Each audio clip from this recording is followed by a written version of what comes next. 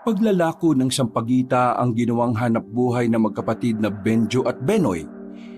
Yun na ang isa sa kinabubuhay nila mula nang mamatay ang kanilang ina. Habang ang kanilang ama naman ay nalulong sa sugal at alak. Mahirap lamang ang kanilang buhay. Hindi palagi ay meron silang kinikita. Pero sa kalagitnaan ng kanilang paghihikahos, isang lihim pa ng isang baryo na nadaanan nila ang kanilang matutuklasan. Malalaman nila na meron palang isang lugar dun sa kanila na talagang pinamumugaran ng aswang. At doon pa sila madalas na magtinda ng sampagita. Nagtataka sila noon kung bakit hindi sila ginagalaw ng mga aswang. Kalaunan ay malalaman nila kung bakit. Ganoon pa man, magkakaroon pa rin ng kaguluhan kahit pilit na sinasabi ng magkapatid na hindi masasama ang mga aswang. Magiging marahas sa mga manunugis na siya namang ikagagalit ng mga aswang. Hindi na mapipigilan ng magkapatid ang mangyayaring gulo. Bagay na magiging dahilan ng pagkawala ng maraming buhay. Ano nga kaya ang mangyayari sa kanilang lupang sinilangan? Dadanak nga ba ng dugo rito o maaari pa itong makuha sa mabuting usapan? Ano nga kaya ang magiging papel ng dalawang magkapatid para sa kapayapaan? Abangan ang mga kasagutan dito lang sa ating nag-iisang channel, ang numero 1 sa lahat, ang mga kwento ni Kabanong.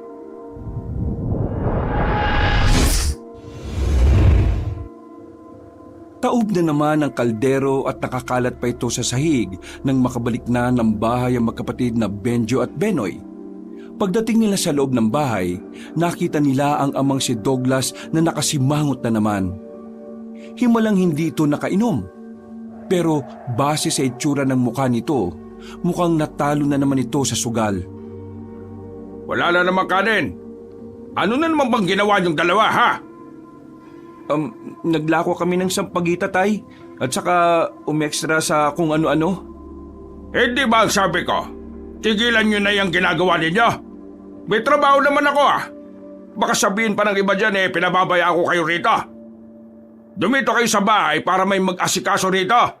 Yun na lang ang magiging silbi niyo sa akin. Kasi tay, hindi naman araw-araw may kita kayo eh. Kapag hindi kami nagtrabaho at kapag wala rin kayong kita, edi wala tayong kakaining 3. Abat, minamalit mo ba ang trabaho ko, Benjo? Hindi naman po sa ganun, tay. Sinasabi ko lang po yung totoong nangyayari. Kaya nga po kami nagtrabaho para kahit na papano nakakatulong kami sa gastusin. Ay tapos ano? Machichismis na naman ako sa labas na babaya akong magulang sa inyo. Totoo naman po Kasi kung hindi mo kami pinababayaan, hindi naman kami makakaisip na magtrabaho Mas marami ka bang sinasayang na pera sa sugal kaysa sa amin. Abat! Tama na po, tay. Huwag niyo na pong saktan ng kuya. Ang kapal ng mukha mo magsalita ng ganyan, ah. Bakit? May alam ka ba sa lahat ng paghihirap ko? Anong pakialam mo kung nagsusugal ako?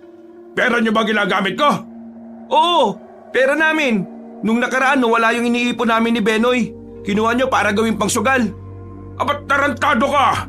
Ang lakas mo mambintang, ah! Totoo naman Nakita ko yung pitaka namin nasa kwarto nyo. Kinuha nyo, pinangsugal nyo. Wala kayong awa sa amin. Pinaghirapan namin yun Ilang araw kami naglalako tapos isusugal nyo lang. Anong klase nga kayo? Manahimik! Sige, saktan nyo ako. Saktan nyo kami. Susumbong na kita sa polis kapag ginawa mo yan. Wala ka nang magandang naidudulot sa aming magkapatid. Puro ka nalang sakit ng ulo. Wala nang nawala si nanay Pinababayaan mo na kami. Nagkaganya ka na. Hindi lang naman ikaw ang nawalan Pareho lang naman tayo. Pero pagkakaiba lang natin, kaming dalawa ni Benoy, pinipilit namin magsumikap sa buhay. Kasi wala na kaming maasahan sa inyo na dapat kayo ang unang taong masasandalan namin Kasi kayo na lang ang meron kami. Hindi nakapagsalita ang matandang si Douglas. Nung mga sandaling yon, hindi niya inakalang magkakaroon na ng lakas ng loob ang binatang si Benjo na pakawala ng mga salitang hindi niya magugustuhan. Kinuha na lamang nito ang kaldero sa lapag at padabog na binagsak sa lamesa. Mabuti ba magsaing na lang kayo?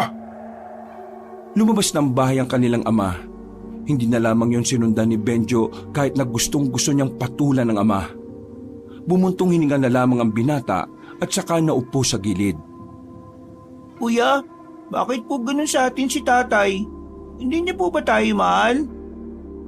Mahal tayo ni tatay, pero naliligaw lang siya ng landas. Hayaan mo na. Ang mahalaga, nandito naman ako para sa'yo. Hindi naman kita pababayaan eh. Kuya, gusto ko na po makita si nanay. Namimiss ko na siya eh. Si tatay kasi lagi na lang galit sa atin. Kung nasaan man si nanay ngayon, alam kong binabantayan niya tayo. Kaya ikaw magpapakabait ka lang. Huwag kang gagaya kay tatay. Huwag magsusugal kasi masama yun. Opo, kuya. Kayo po ang gagayahin ko kasi kayo po ang idol ko eh. Sus, nambola ka pa. Ang mabuti pa, bumili ka na lang ng bigas kay Aling Wanda para naman makapagsaing na tayo. Alam ko nagugutom ka na rin eh. Agad na lumabas ang batang si Benoy. Napapahawak naman sa pisngi ang binatang si Benjo. Malakas ang sampal na natanggap niya sa kanyang ama. Kaya naman, kahit ilang minuto na ang nakalipas, ramdam na ramdam niya pa rin ang palad ng ama sa pisngi niya. Nilinis na lamang ni Benjo ang mga nagkalat na kanin sa sahig. Napapabuntong hininga na lamang siya dahil sa paulit-ulit na nangyayari sa bahay nila. Kung siya nga lang ang masusunod, matagal na niyang iniwan ng ama nila. Pero alam naman niyang hindi yun gusto ng kanyang kapatid. Hindi naman kasi dating gano'n ang kanilang ama. Maayos naman ito noon. Hindi man ito sweet sa kanila, pero hindi ito madalas magalit. Mahinahon nitong nakakausap at hindi nagbabarumbado. Nagbago lang talaga ang lahat nang mawala ang kanilang ina dahil sa sakit na cancer sa dibdib. Makalipas ang ilang sandali ay nakapagsaing na rin sila. Nailuto na rin ni Benjo ang mga natitirang ulam nila. Pagbalik ng kanilang ama, sabay-sabay na silang kumain. Hindi nagsasalita si Mang Douglas. Parang nagmamadali nga itong kumain dahil wala pang 5 minuto, tumayo na ulit ito at kinuha ang nakasabit na jacket sa pintuan. Sana naman po kayo pupunta. Huwag mo akong pakialaman. Asikasuhin mo lang yung kapatid mo. Manahimik ka baka masampal na naman kita. Huwag kayong masyadong papagabi Anong huwag masyadong papagabi? Gabi na Padabog na lumabas at sinarado ni Mang Douglas ang pinto. Hindi na lamang inintindi ng magkapatid ng kanilang ama. Itinuon na lamang nila ang atensyon sa kinakain. Matapos yon, inihanda na nila ang kanilang tutulugan. Sa maliit at yari sa kawayan na sala nila, natulog ang dalawa. Naglatag lang sila ng abanikong banig at iisang unan. Nauna nang nakatulog ang batang si Benoy, habang si Benjo ay nakatulala pa rin. Naiisip niya ang inaalok sa kanyang trabaho ng tito ng kaibigan niya. Trabaho yun sa Maynila na kung saan mas malaki ang kinikita kumpara sa pag-extra-extra niya at pagtitinda ng kung ano-ano. Pero hindi niya pa rin kayang iwan si Benoy.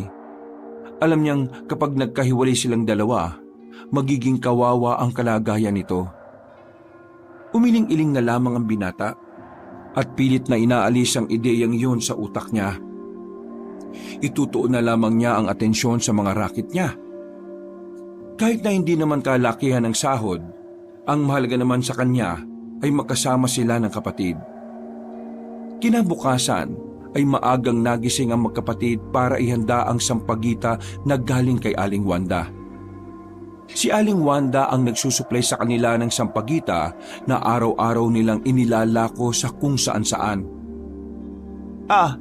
Meron akong pinasobra dyan para naman kahit papaano malaki ang tubo ninyo. Maraming salamat po, Aling Wanda. Malaking tulong po sa amin yung magiging sobra kapag naubos na po ito. Idagdag niyo sa ipon ninyo. Alam niyo naman na mahirap ang buhay, lalo na kapag wala kang madudukot. Yung ipon po namin, kinuha na ni tatay, tapos... Uy, Benoy! Ano ka ba? Sinabi mo pa. Kinuha ng tatay niyo ang ipon yung dalawa. Abay, pambihira naman talaga, oo.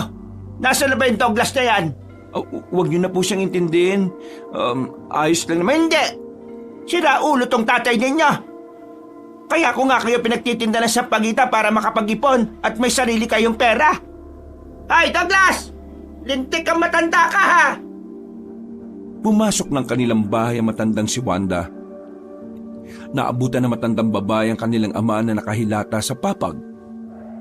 Agad na pinalo ni Aling Wanda si Mang Douglas sa paa gamit ng tsinelas. Ano ba, Wanda? Bakit ka ba narito sa bahay namin? At bakit ka nang iistorbo ng tulog? Ang kapal na mukha mo! Ano itong sinasabi ng dalawa na kinuha mo raw yung pera nila at pinangsugal mo pa? Hindi ka na nahiya sa dalawang ito? Wala na ba talagang kahihiyan na meron sa katawan mo? Bakit ka ba nakikialam? Parte ka ba ng pamilyang to? Hindi ako parte ng pamilya, pero matalik na kaibigan ko si Nida. Hindi ko kayang isipin na ginaganito mo ang anak ng matalik kong kaibigan. Kaya ikaw ayusin mo ang buhay mo. Kasi kapag ako napuno sa iyo, Douglas, ipapadampot na talaga kita sa pulis. Hindi na nakapagsalita ang matandang lalaki. Naramdaman na kasi nitong tila seryoso si Aling Wanda sa sinasabi nito. Hindi na naman kasi lingid sa kaalaman nila na kayang-kayang gawin yun ni Aling Wanda. Marami kasi itong koneksyon sa kanilang lugar. Gawa nga ng anak nito ay pulis din sa bayan. Ibalik mo ang pera ng dalawang ito kasi kung hindi, ipapakulong kita sa kasong pagnanakaw. Naintindihan mo ba ako, Douglas? Oo na. Napakapakilamera mo talaga. Kung hindi kayang magsalita ng dalawang anak mo, ako magsasalita para sa kanila. Pasalamat ka na nga lang at nagmana sila sa nanay nila. Kung naging masama rin ang ugali nila katulad mo, baka pinabayaan ka na lang nilang mag-isa sa buhay. Wala nang salitang lumabas sa bibig ng matandang si Douglas. Tila nasang palito na matatalim na salita ni Aling Wanda. Matapos ang pag-uusap na yon, umalis na rin ang magkapatid para simulan ang pagtitinda ng sampagita. Habang naglalakad, may nakasalpak pang lollipop sa bibig ng batang si Benoy. Kuya, marami kuya tayong mabibenta ngayon? Siguro naman marami-rami. Sa pagkakaalam ko kasi, besa na sa Barrio 3. Sa Barrio 3 tayo pupunta, kuya. Di ba sabi nila, sa Barrio 3 daw may nakikitang aswang? Napangiti si Benjo. Hindi niya kasi inaasahan na magagawa pang maalala ni Benoy ang bagay na yon. 3 taon na kasi ang lumipas mula nung kumalat sa baryong yon ang kwentong aswang. Pero wala namang naging matibay na ebidensya na meron ng aswang doon. Pero lahat naman ng tao sa kanila ay naniniwalang kasama pa rin ng tao ang mga aswang sa mundong ito. Uy, ano ka ba, Benoy? Matagal nang usapin yun Pero wala namang napatunayan na meron ng aswang doon. Baka nagkamali lang sila. Pero naniniwala ko ba kuya sa aswang na totoo sila? Benoy, ang mga aswang, marami pa tayong hindi natutuklasan sa mundong ito Kaya tingin ko, hindi naman malabong totoo nga sila. Sa ngayon, hayaan mo na muna yun. Ang mahalaga ngayon maraming pasobrang sampagita si Aling Wanda. Maraming mapupunta sa atin. Ganado ang magkapatid ng mga sandaling yon. Pagdating nila sa Barrio 3, nakita nilang ang dami ng tao sa labas kahit na tanghali pa lang. Kaya naman, marami agad silang nabenta na sampagita. Halos kumalahati agad ang hawak-hawak nilang dalawa. Nang makaramdam ng gutom, umupo sila sa gilid. Sabay nilang kinain ang binigay sa kanilang puto ng nadaanan nilang bakuran. Anip kuya, buti dito ang daming mababait no? Parang si Aling Wanda lang yata ang mabait nun sa atin Marami rin namang mababait sa atin. Hindi lang talaga natin nakikita. Makalipas pa ang ilang oras ay naubos na rin ang kanilang mga paninda. Inabot na sila ng gabi sa baryong yon. Uuwi na sana sila pero kailangan pa nilang hanapin ang sisiw na binili ni Benoy. Nakatakas kasi yun at tumakbo palayo. Kuya, Kailangan ko sumanap ha. Kawawa naman siya eh. Baka masagasaan siya sa kalsada o kaya baka kainin siya ng pusa. Pambira naman talagang sisiw yan, oh. Saan mo ba kasi nakitang tumakbo? Doon! Papunta doon oh! Tinumbok nila ang direksyon na sinasabi ni Benoy. Narinig nila ang tunog ng sisiw kaya mas lalo silang nagkaroon ng dahilan para magpatuloy. Matalas ang mata ni Benoy kaya kahit medyo madilim, nakita nito ang sisiw na tumakbo papasok ng kagubatan. Dali-dali silang tumungo roon. Hanggang sa hindi na nga nila namalayan na unti-unti na pala silang napapalayo. Nasa kalagitnaan na sila ng gubat nang mahuli na nila ang sisiw. Ikaw ah! Pasaway ka ah! Bakit mo kami pinahabol ah? Sinuyod ni Benjo ng tingin ang buong paligid. Nakakaramdam ng kaba ang binata dahil sa posibilidad na merong ahas na tumuklaw sa kanila. Aalis na sana sila roon nang biglang may narinig silang tinig ng matanda na parabang nahihirapan. Tinig yun ng isang matandang lalaki.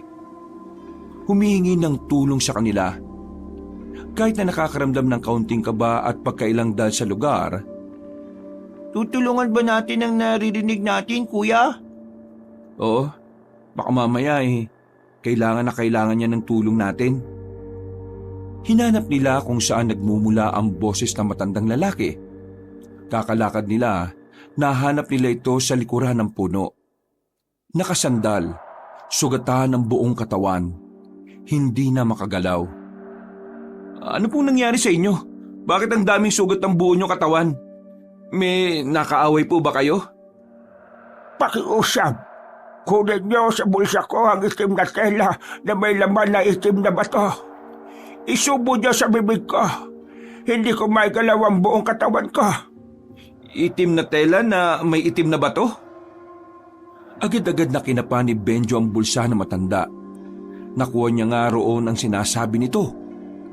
Hindi man alam ng dalawa kung para saan ang itim na bato, pero isinalpak niya pa rin yon sa bibig na matanda.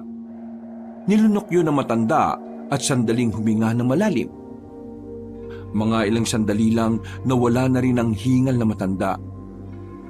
Nakita nilang naigagalaw na rin ito ang kanyang mga kamay. Kaya naman nakahinga na rin ng maluwag ang magkapatid. Ano pong nangyari sa inyo? Bakit ang dami niyo pong sugat? Inatake ako ng mabagis na hayop habang naghahanap ako ng mga halamang gamot. Bakit po kayo naghahanap ng alamang gamot? Albularyo po ba kayo? Oo, isa akong albularyo. Pero ayos na ba talaga kayo? Masakit pa rin ang mga hiwa ko sa katawan at braso. Pero kakayanin ko naman na. Namanhid lang talaga ang buong katawan ko kanina dahil sa kirot. Teka, ano bang pangalan ninyong dalawa? Bakit kayo nasa kagubatan ng ganitong oras? Ako nga po pala si Benjo. Ito naman po ang kapatid kong si Benoy.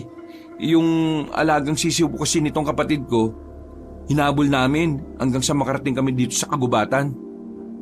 Diyos ko, salamat naman sa sisiw na yan. Kung hindi dahil sa sisiw na yan baka wala nang nakakita sa akin dito. Baka patay na ako kanina pa. Sa susunod po, mag-iingat kayo. Masyado pong malawak ang gubat Hindi po natin alam kung anong klaseng mga hayop na pwedeng umatake sa atin. Kagaya na lang ng alin, ng aswang. Natahimik ang magkapatid. Kung nakikita lang siguro ni Mang Karyo na mukha nito, malamang sa malamang ay makikita nito ang kaba ng dalawa. Biro lang. Ay nako. Teka, pwede niyo ba akong tulungan makataya? Inalalayan ni Benjo at Benoy ang matanda. Parang gegewang-gewang pa ito, kaya inalalayan nila itong makalakad. Ihatid na lang po namin kayo sa inyo. Nako, hindi na. Makakaabala pa ako. Isa pa, masyado nang madilim sa gubat. Kakayanin ko namang maglakad na mag-isa. Hindi ho. Kagagaling nyo lang po kanina sa matinding kirot Paano kapag umatake na naman? O kaya, papaano kung yung sunod na umatake yung umatake sa iyo ngayon? Maraming salamat sa kabutihan, iho. Pero hindi na nila ako aatakihin. Pero kung gusto nyo talaga ako ihatid, ihatid nyo na lang ako sa kalsada. Itong daan pag diniretso natin, doon nyo na lang ako ihatid. Tumango na lamang si Benjo. Pinagpatuloy nila ang kanilang paglalakad. Hanggang sa marating na nga nila ang sinasabi ng matanda.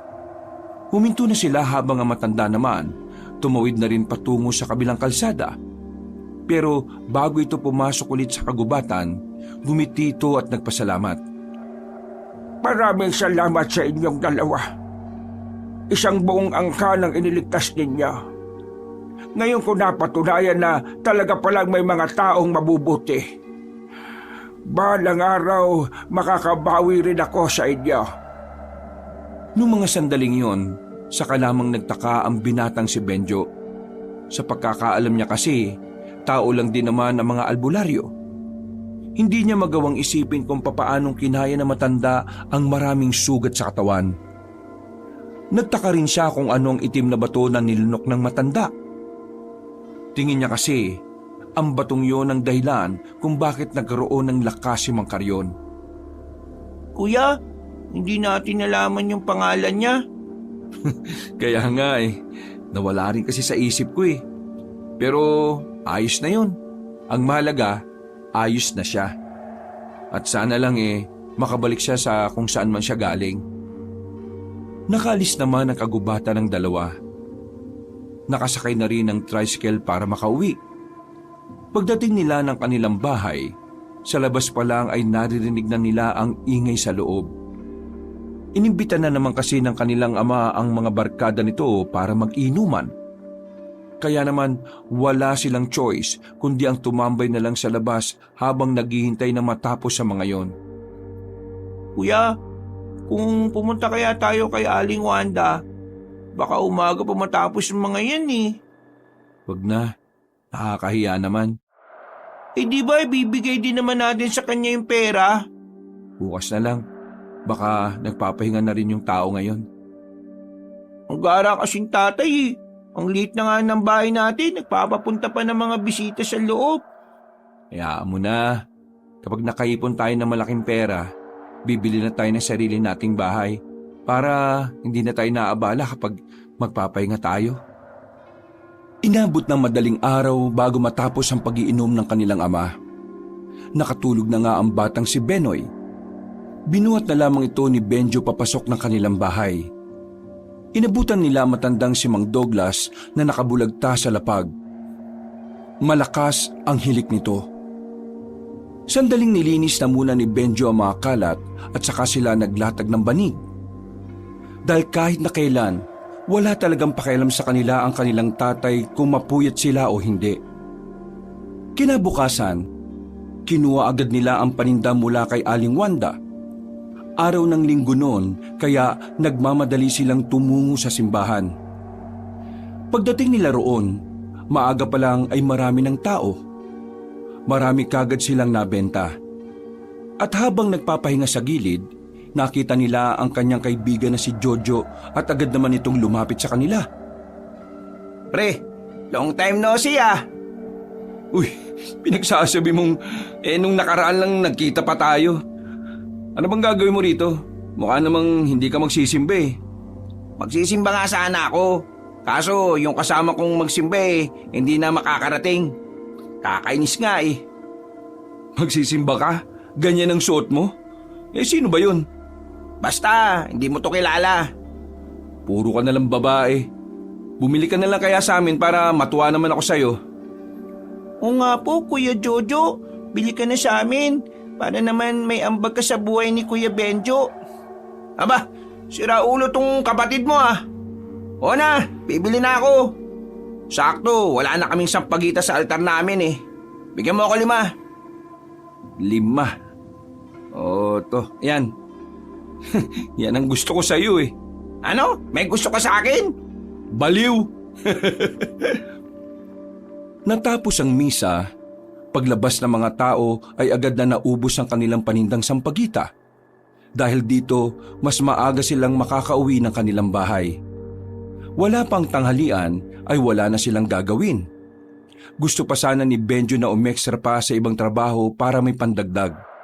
Pero mas minabuti na lamang niyang samahan ng kanyang kapatid sa bahay. Nagluto na lamang siya ng makakain nila. Ang ama nila, wala na sa bahay nung mga sandaling yon. Sa pagkakaalam ni Benjo, may pinuntahan na naman itong sabungan. Habang nagluluto si Benjo, dumating si Aling Wanda. May daladala itong kakanin. Naka Benjo, halika nga rito. Kunin mo na itong tira. Hindi naubos kanina eh. Pero marami-rami pa ho ito ah. Hayaan mo na. Kunin mo na. Pangmerienda nyo na lamang mamaya ng kapatid mo. Nako, maraming salamat po Aling Wanda. Napakabait niyo talaga sa amin lagi. Nako, wala ito. Nangako ko sa nanay nyo nung nabubuhay pa siya na kapag nawala siya, titingnan ko kayo palagi at siyempre, tutulungan ko na rin kayo. Ay, siya nga pala. Bago ko makalimutan, kunin mo ito. Dumukot ang matandang babae ng 2 rosaryo. Isang kulay itim at isang kulay puti. Binigay nito sa binata ang 2 yon. Maraming salamat po dito. Hindi lang yan basta rosaryo ha. Palagi niyong dadalhin at isusuot yan. Sabi ng napagbilhan ko niyan mabisang pangontra daw yan sa mga aswang. Sa narinig ni Benjo ay nagsalubong ang kilay niya. Medyo napaisip siya sa sinabi ni Aling Wanda. Nitong mga nakaraang sandali kasi, ilang beses na niyang narinig ang tungkol sa mga aswang. Ano po? Mga aswang po? Alam mo kasi, hindi ko alam kung totoo itong kumakaalat na chismis ha. Meron na raw kasing aswang dito sa atin. Lalaking aswang. Binata raw tapos gwapo. Tapos, nangunguha raw ng magagandang babae. Nung nakaraan kasi sa malayong baryo, meron daw kinuhang babae. Tapos, natagpuan na lang na patay na. Tuyot daw ang katawan. Parang nawala na ng dugo. Tapos, wala na rin daw ang laman loob. Aling Wanda, sigurado ba kayo sa sinasabi ninyo? Ano ka ba? Kasasabi ko lang. Chismis pa lang. Pero wala namang masama kung maniniwala. Para makapaghanda. Kaya nga ito binilhan ko kayo magkapatid ng pangontra. Kasi di ba lagi kayong umaalis. Kaya baka makatulong yan. Paano? Uwi muna ako sa amin. Baka hinihintay na ako ng mga alaga naming aso doon. Sige po, maraming salamat po ulit. Napatingin na lamang si Benjo sa 2 rosary. Napapatango na lamang at bahagyang napangiti. Natuwa siya dahil talagang naisip pa sila ng matandang babae. Samantala, sa kabilang banda ng kanyang utak, ay naiisip niya naman ang tungkol sa mga aswang. Nahihiwagaan na kasi siya kung ano ba talaga ang nangyayari sa lugar nila. Lumipas pa ang ilang araw. Palala na ng palala ang mga naririnig nilang kwento tungkol sa mga aswang. Kahit saan sila pumunta, ginagawang sentro ng usapan ang aswang. Pero ang iba naman ay ginagawa lang katatawanan. Ganun pa man, nakakaapekto pa rin yon sa mentalidad ni Benjo. Pakiramdam niya kasi ay talagang may basihan ng mga naririnig nilang kwento. Kung wag ka na lang kaya sumama muna sa pagtitinda ng sampagita ngayon. Bakit naman po? Natatakot ka ba sa mga kwentong aswang? Di ba, ikaw ang nagsabi sa akin na saka lang maniwala kapag nakita na mismo ng 2 nating mga mata? Hindi naman ako natatakot. Basta. Pero kung gusto mo sumama, di sumama ka na rin. Dakong 3:00 na ng hapon nang dumating na ang mga sampagita mula kay Aling Wanda. Masyado nang late pero ilalako pa rin nila yon dahil kailangan nila ng pera. May sakit kasi ang kanilang ama. Wala nang ibang bibili ng gamot para doon. Mag-4 na nang makalis sila ng baryo. Naglako-lako sila sa mga katabi nilang baryo. Matumal ang bentahan ng sampagita noong mga oras na yon. Kaya naman dakong 5 pa lang, pauwi na rin sila. Sa kagubatan na rin sila dumaan. Kuya, hindi yata itong dinaanan natin kanina. Naku, oo nga no. Saan ba tayo dumaan kanina? Nakakalimutan ko na. Wala kuya, mukhang naliligaw na yata tayo. Bale, huwag kang kabahan. Madali lang naman makakaalis dito. Ipinagpatuloy lang nila ang paglalakad hanggang sa meron na silang nakitang isang baryo. Nung una, mukha lang itong normal sa paningin nila. May mga kabahayan, may mga tao sa bawat bakuran, at medyo maingay rin naman at may mga ilan ding mga magugulo. Hindi to naiiba sa ibang baryo na napupuntahan nila. Dito, baka pwede tayo makapagtanong kung paano makakaalis dito. Pagpasok nila sa bungad, napatigil ang mga tao. Tumingin yun sa kanila ng seryoso.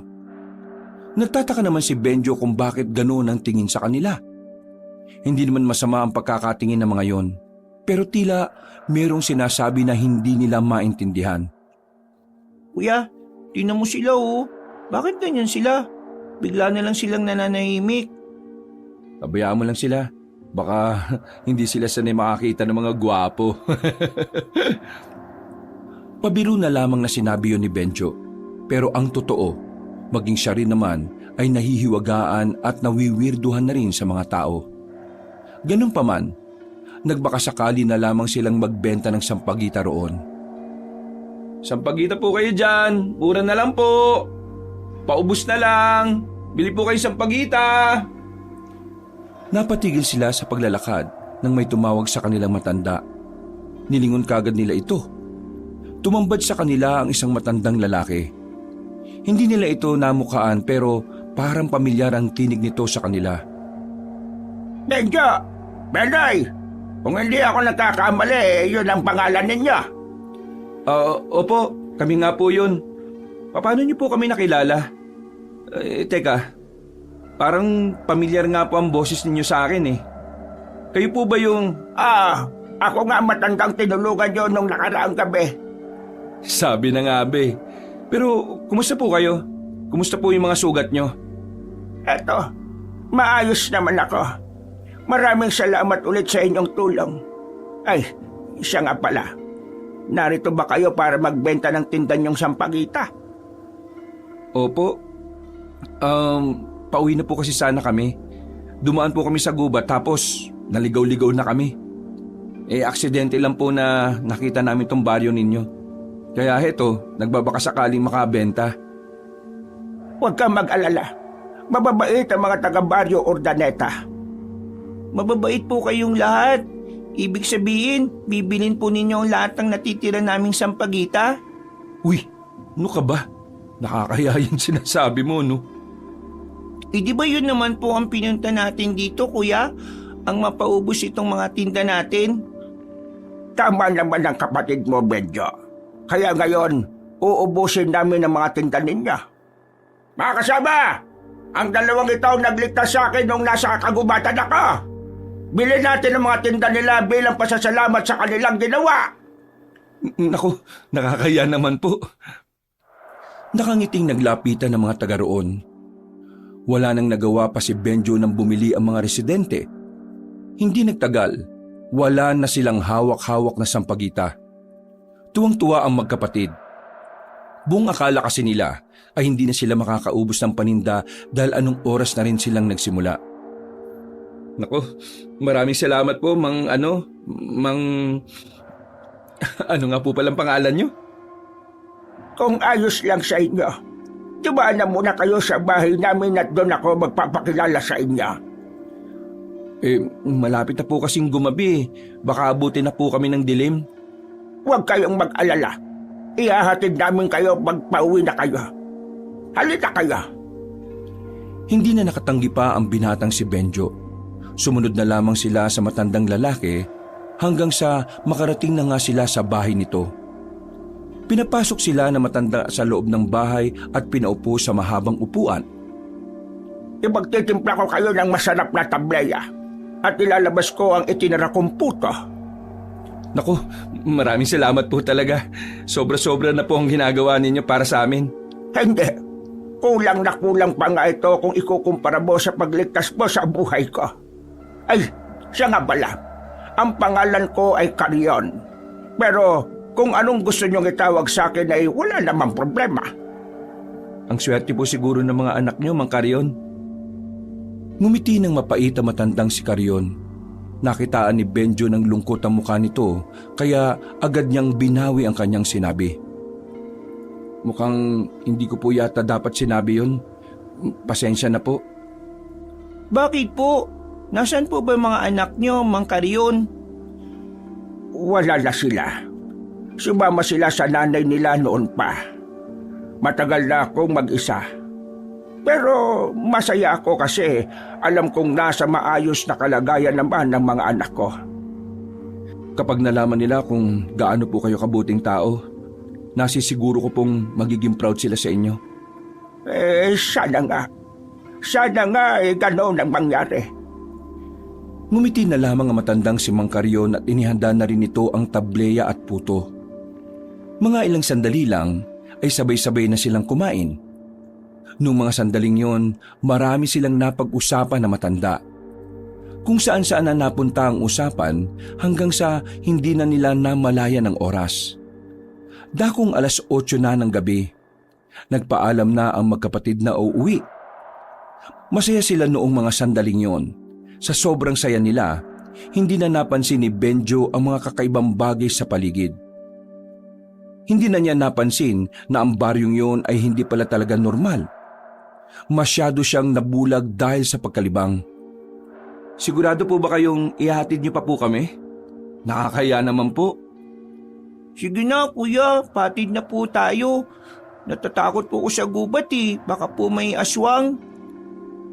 Sa sinabing yun ng batang si Benoy, biglang natahimik si Mang Carrion at ang ilang kasama nila sa paglalakad.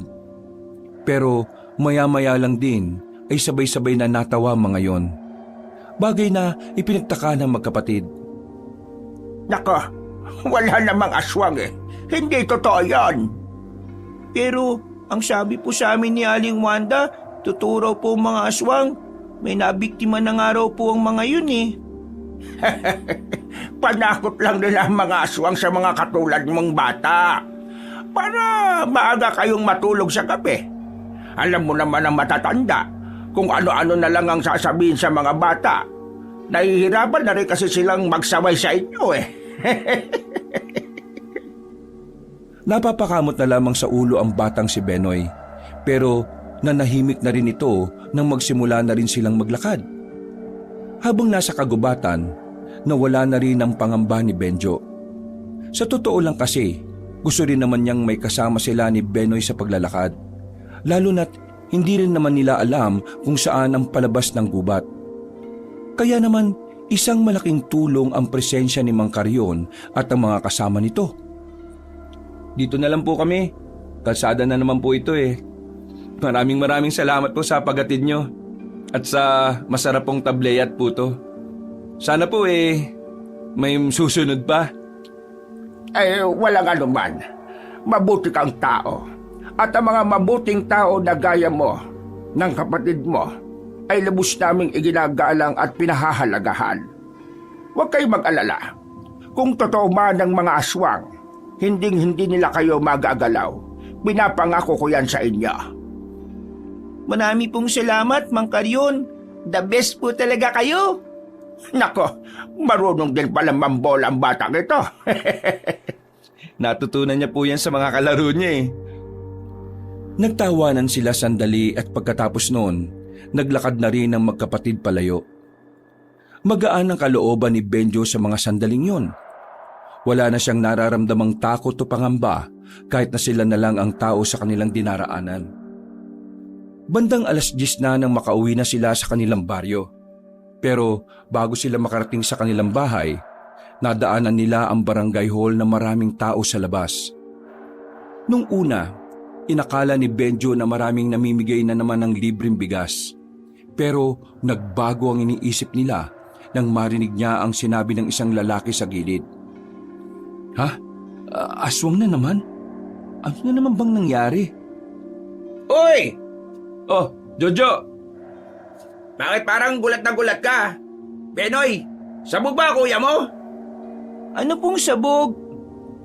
Uy, Umayos ka nga sa mga sinasabi mo ha. Hindi alam ni Benoy yung ganun. Ay, wala. Ang sabi ko, bakit ngayon lang kayo umuwi? Pinaubos pa namin yung natirang mga sampagite eh. Pero ano bang meron dito? Bakit ang daming tao? Bigayan na naman ba ng bigas? Kanina kasi, may humingi ng tulong sa barangay. Isang babae. Yung asawa daw niya, hinila ng kung ano papunta sa madilim na parte ng daan.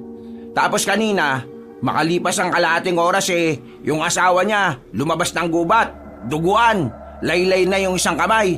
Tapos, nakarating pa rito sa barangay. Ayun, nasa loob. Pero nakatakip na ng dahon ng saging. Namatay na eh. Ang dami na kasing duong nawala. Sabi nila, maraming sugat daw yung lalaki. Basta, palalaking hiwa, hindi normal. Narinig nyo naman yung sinasabi nila, di ba? Baka raw aswang ang pumatay. Kwento kasi ng babae, siya raw dapat ang hihilahin kasi buntis siya. Pero humanang yung asawa niya. Kaya yan, panaw. Napalunok ng laway ang binatang si Benjo nang sabihin yun ng kanyang kaibigan. Tingin mo pre, may aswang talaga rito sa atin? Tingin ko, aswang talaga eh. Yun ang kwento ng babae ah. Hindi naman mukhang siraulo yung babae para mag-imbento siya ng kwento. At saka, kitang-kita sa mukha niya yung takot eh. Kung totoong may aswang, bakit biglaan naman? Ha? Anong biglaan? Ano bang gusto mo? Magpapaalam muna yung aswang na darating siya para makapaganda ang mga biktima niya? Malamang biglaan nga yan para makapambiktima siya. Hindi, ang ibig ko sabihin, di ba wala namang ganyan dito sa atin noon? At yung usapan sa aswang, hanggang Barrio 3 lang yun eh. Bakit nakarating na rito sa atin? Alam mo naman na may tenga't mata ang chismis, di ba? May paan na nga rin kaya kung saan nakakarating. Kaya ikaw pre pati na rin ikaw Benoy, mag-ingat kayo palagi. Ang usap-usapan pa naman ang kinukuha ng aswang bata at mga babaeng magaganda o kaya buntis. Ay Diyos ko, nakakalungkot na talaga ang buhay ngayon. Kakainin niya rin po ba ako kapag nahuli niya ako? Aba, hindi lang basta kakainin, ipapalamang ka pa niya sa tiyan. Magmumukha kang burger. O kaya naman sahog sa ibabaw ng pizza. Uy, tumigil ka na nga. Tinatakot mo yung kapatid ko eh. O sige na, alis na kami. Maglalakad na sana magkapatid nang biglang may mga dumating na kalalakihan. Isa sa mga kalalakihan na yon ay ang lalaking nangunguna sa paglalakad. Matangkad, maskulado ang katawan at kitang-kita sa kilos nito ang pagiging leader ng mga yon. Yang mga yan, mga manunugis yan na kinausap ni Kapitan. Papa-imbestigahan daw kasi yung nangyari sa lalaki. Ayaw nila tumawag ng pulis kasi hindi naman daw maniniwala. Mga manunugis ha? Ayos. Hindi na lamang pinansin ni Benjo ang mga yon. Umuwi na lamang sila ni Benoy sa kanilang bahay. Makalipas lang ang isang oras, dumating ang kanilang ama. Himala na hindi ito nakainom at ang pinakahimala, meron itong dalang pagkain. Inilapag ni Mang Douglas ang daladala nito sa lamesa. Umupo at saka nagbilang ng pera. Mag-iwan na ako ng pera para sa pambili ng bigas at ulam para bukas Baka magastos ko pa ito. Uy, mukhang good mood kayo ngayon tay. Sinubukan ni Benjo na makausap ang ama niya. Tingin niya kasi yun ang tamang pagkakataon para kahit papaano ay magkaroon sila ng pag-uusap ng kanyang ama. Ilang araw na rin kasi silang hindi nagpapansinan. Nanalo ko kanina sa color game at sabong. Kaya yan, may pera ako. Kaya pala. Kayong dalawa ng kapatid mo Huwag na muna kayong magtinda ng sampagita. Magbibigay ako ng pera na kakayanin para sa 1 linggo. Mamahinga kayo rito sa bahay. Nakausap ko na rin si Wanda tungkol dito. Si Benoy na lang siguro magpahinga. Magtitinda pa rin po ako, tay. Di ako sanay nang walang ginagawa Alam kong lagi tayong nag-aaway. At alam ko marami akong pagkukulang sa inyo. Kaya nga napag-usapan namin ni Wanda kanina, babawi na ako sa inyo. Hindi ko alam kung mahihinto ko yung pagsusugal. Pero ang pag-iinom, pwede pa. Kaya nga gusto ko magpahinga kayo. Ako na muna magtatrabaho. At saka, hindi ka ba nakikinig sa mga usap-usapan ngayon? Talamak ang aswang ngayon. Nung una, sa kabilang baryo. Ngayon, may nabiktima na rin dito sa atin. Kung gagala-gala pa kayo ng kapatid mo sa pagtitinda ng sampagita, baka mamaya kayo pa ang sunod na mabiktima. Tumayo ang matandang si Douglas. Naiilang naman si Benjo. Hindi kasi siya sanay na gano'n ang kanilang ama. Lagi kasing barumbado yun sa kanila. Palasigaw at palamura. Nananakit pa kung minsan. Pero ngayon, parang ibang Douglas ang kaharap niya. Naninibago ka ba?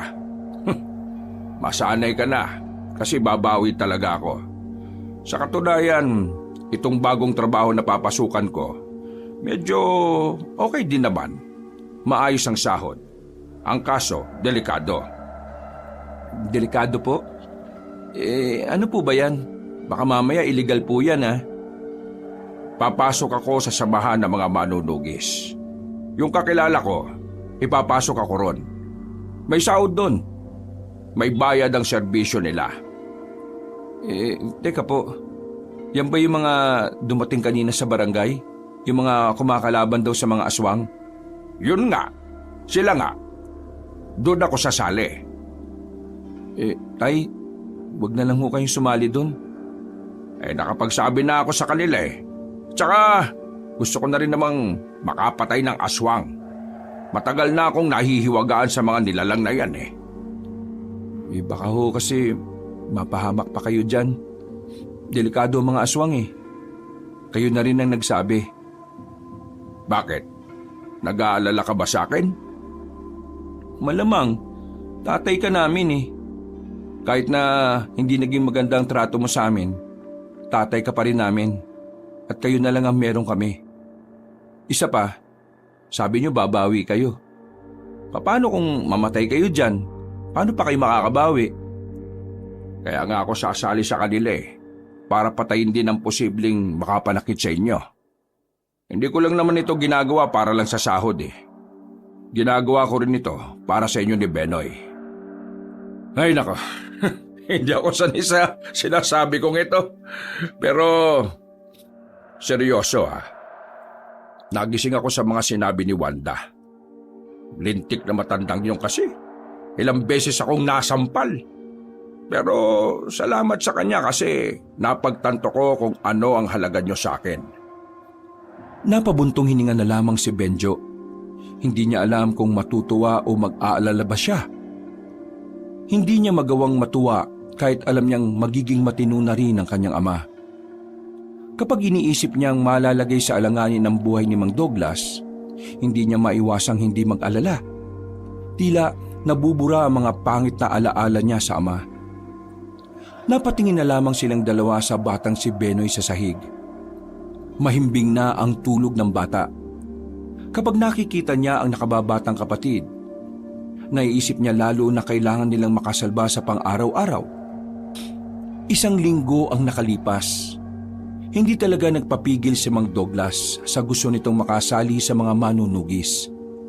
Sa katunayan, 5 araw na itong nagsasanay kasama ang mga bago nitong kakilala. Kahit na ayaw ni Benjo, hinayaan na lang din niya ang ama. Naisip niya kasi na mas mainam ng ganon ang pinagkakaabalahan ni Mang Douglas kaysa naman bumalik ito sa dating gawi. Masaya ako na nagiging ayos na rin pala ang samahan niyo ni Mang Douglas Pero naiintindihan ko rin ang pag-aalala mo. Piruin mo, ngayon na lang kayo magiging okay tapos nasa alanganin palagi buhay ng tatay mo. Yun nga rin ang iniisip ko Pero kasi, sabi rin sa akin ni Aling Wanda, hayaan ko si tatay. Kung yun ang paraan niya para makabawi sa amin, kailangan ko nalang suportahan. Paano yung kapatid mo? Alam na ba niya na gano'n na magiging trabaho ng tatay niyo? Hindi ko pa sinasabi. Kung sama mo na lang kaya yung tatay mo sa sinalian niya. Tulig ka ba? Paano naman si Benoy? Sino mag-aasikaso dyan? E di iwan mo kay Aling Wanda. Ayoko rin namang sumali sa mga ganun eh. Hindi ako takot sa aswang Mas gusto ko lang talagang unahin si Benoy. Ano? Tara na ba? May kasama na ba si Benoy sa bahay ninyo? Tara na. Pupunta naman siya ni Aling Wanda sa bahay eh. Uy pre, salamat nga pala sa pagsama sa akin ngayon Alam mo naman, delikado nang isama si Benoy sa lakad na ganito. Itong aswang-aswang kasi, nauso-uso pa eh. Wala namang ano man yun, pre. Wala rin naman kasi akong ginagawa eh. Sinimulan na lamang nila ang paglalakad dala ang maraming piraso ng sampagita. Una silang tumungo sa simbahan. Kahit na papaano ay nakalahati ang tinda nila. Pero dahil hapon na noon, hindi alam ni Benjo kung mauubos pa ba ang mga yon. Kaya naman naisipan niyang pumunta sa Baryo Urdaneta. Baryo ano? Urdaneta? Oo. Bakit? Hindi mo ba alam ang lugar na yon? Ang dami ko nang napuntahan na baryo dito sa probinsya natin pero yung baryo na sinasabi mo hindi ko alam eh. Kahit pamilyar, hindi. Sigurado ka ba na yun ang pangalan? Oo, yun nga ang pangalan ng baryo. Bakit ba? Wala lang. Bago lang kasi sa pandinig ko eh. Pero wala ka na bang ibang alam na lugar na pagbebentahan yan? Wala na eh. Doon kasi sigurado mauubos to. Kilala ko mga taga ron eh. Kilala? Paano mo naman nakilala hindi ka naman taga ron? Basta, mahabang kwento. Nanahimik na rin si Jojo na makarating na sila sa kagubatan. 5:00 pa lang naman noon kaya nakikita pa nila ang kanilang dinaraanan. Makalipas lang ang ilang minuto, nakita na rin nila ang baryo ng Urdaneta. Mabilis na naglakad si Benjo. Paglapit pa lang niya sa bungad, nakilala na siya ng ilang taong naroroon. Kumuhay pa nga sa kanila ang iba. Hindi pa man nagsasalita si Benjo, may mga bumili na sa kanila ng sampagita. Sa kanilang pagpapatuloy ng paglalakad, hindi pa sila nakakarating sa bahay na matandang si Carrion ay ubus na kagad ng sampagita. O di ba? Sabi ko naman sa iyo eh. Oo nga eh. Okay ka rin Para ka palang artista dito, no? Pero ano bang gagawin natin dito? Hindi pa ba tayo uuwi? Dadalawin ko lang yung kakilala ko matanda rito. Albularyo yun. Albularyo? Oo, bakit? Pwede natin siyang tanungin kung may alam siya sa mga aswang-aswang na yan. Baliw. Mukha kasing hindi siya naniniwala sa aswang eh. Ha? Albularyong hindi naniniwala sa aswang? O bakit? Meron nga pulis. Hindi naniniwala sa aswang eh. Ano naman ngayon kung may albularyong ganon? Timang, ang pulis maintindihan ko pa kung hindi siya naniniwala sa aswang. Iba ang linya ng trabaho nila eh. Pero ang albularyo, parang ang gulo lang na hindi siya naniniwala sa aswang. Trabaho nga ng mga albularyo na labanan ng mga masasamang elemento o nilalang eh. Tapos sasabihin mo, hindi siya naniniwala sa aswang? Ganun ba yun? Oo nga, gagi. Kapag albularyo ka, matik yan. Dapat naniniwala sa mga bagay na mahirap paniwalaan para sa ibang tao. Isa na riyan ay ang tungkol sa mga aswang. Dapat pinaniniwalaan niya yun. Napaisip ang binatang si Benjo sa sinabi ng kanyang kaibigan. Napagtanto niyang may punto naman talaga ang sinasabi ni Jojo sa kanya. Ngayon, bigla na lang din niyang naisip na bakit kailangan magsinungaling sa kanya na matandang si Carrion. Nang marating na nila ang bahay na matanda, pumasok sila agad at kinatok ang pintuan. Maya-maya lang ay agad din namang lumabas sa matandang lalaki. Napangiti agad ito nang makita si Benjo, pero nawala ang ngiti nang mapagtantong may kasama ang binata. Si Jojo nga po pala, kasama ko po. Kaibigan ko siya. Wala po si Benoy eh. Hindi ko na po muna pinasama. Itong mga nakaraan kasi, mas lalong naging malala yung issue tungkol sa mga aswang. Ay, ganun ba? Ay, sige. Pumasok na muna kayo. Ipagtitimpla ko kayo ng tableya. Habang naghihintay sila sa matanda, hindi mapakali ang mga mata ni Jojo. Tingin ito ng tingin sa kung saan-saan. Uy, mata mo. Para kang may gagawing masama ah. Nahihiwagaan ako sa bahay na to, pre. Hindi naman ganito mga bahay ng albularyo eh. Ha? Ano bang gusto mong bahay? Malaki? Hindi. Ang bahay kasi ng albularyo, maraming nakasabit na burloloy. Dito, wala naman akong nakikita eh. Tumigil ka na nga, nakakaya ka. Baka marinig ka pa ni Mang Karyon, isipin niya pinag-iisipan mo siya na masama. Nagkibit-balikat na lamang si Jojo. Maya-maya lang ay nakabalik na rin ang matandang lalaki. Nagkaroon sila ng kaunting pag-uusap. Nagkakwentuhan kung ano-anong pinagtawanan nila. Pakiramdam ni Benjo, matagal na niyang kakilala ang matanda. Nang matapos na ang kanilang pag-uusap, binigay na rin ni Benjo ang natitirang sampagita. Huwag niyo na po kaming ihatid. Mukhang kailangan niyo pa pong magpahinga. Parang inaantok pa po kasi kayo eh. At saka, anong oras na rin naman po? Kaya nga eh, medyo masama rin kasi ang pakiramdam ko. Pasensya na kayo ha. Naku, pasensya na po kung naabala namin kayo. Hindi naman kayo nakaabala. Sa katunayan mas gumaan ang pakiramdam ko kasi meron akong nakausap. Pero, babawi na lang ako sa susunod. Mas dadamihan ko ang puto na kapares ng tableya. Sige po. O paano? Mauna na po kami. Maraming salamat po ulit ha. Huwag po kayong mag-alala. Kapag may oras ako, lagi po akong dadaan dito para kumustahin kayo. Nakangiting tumango na lamang ang matanda. Naglakad na rin ang magkaibigan at nang nasa kagubatan na sila, hindi pa rin talaga matahimik ang kalooban ni Jojo. Kanina pa nito iniipon ang lahat ng kanyang naiisip. Pre, malakas talaga ako tub ko na nagsisinungaling sa iyo yung matandang yun eh. Hindi siya albularyo, pre.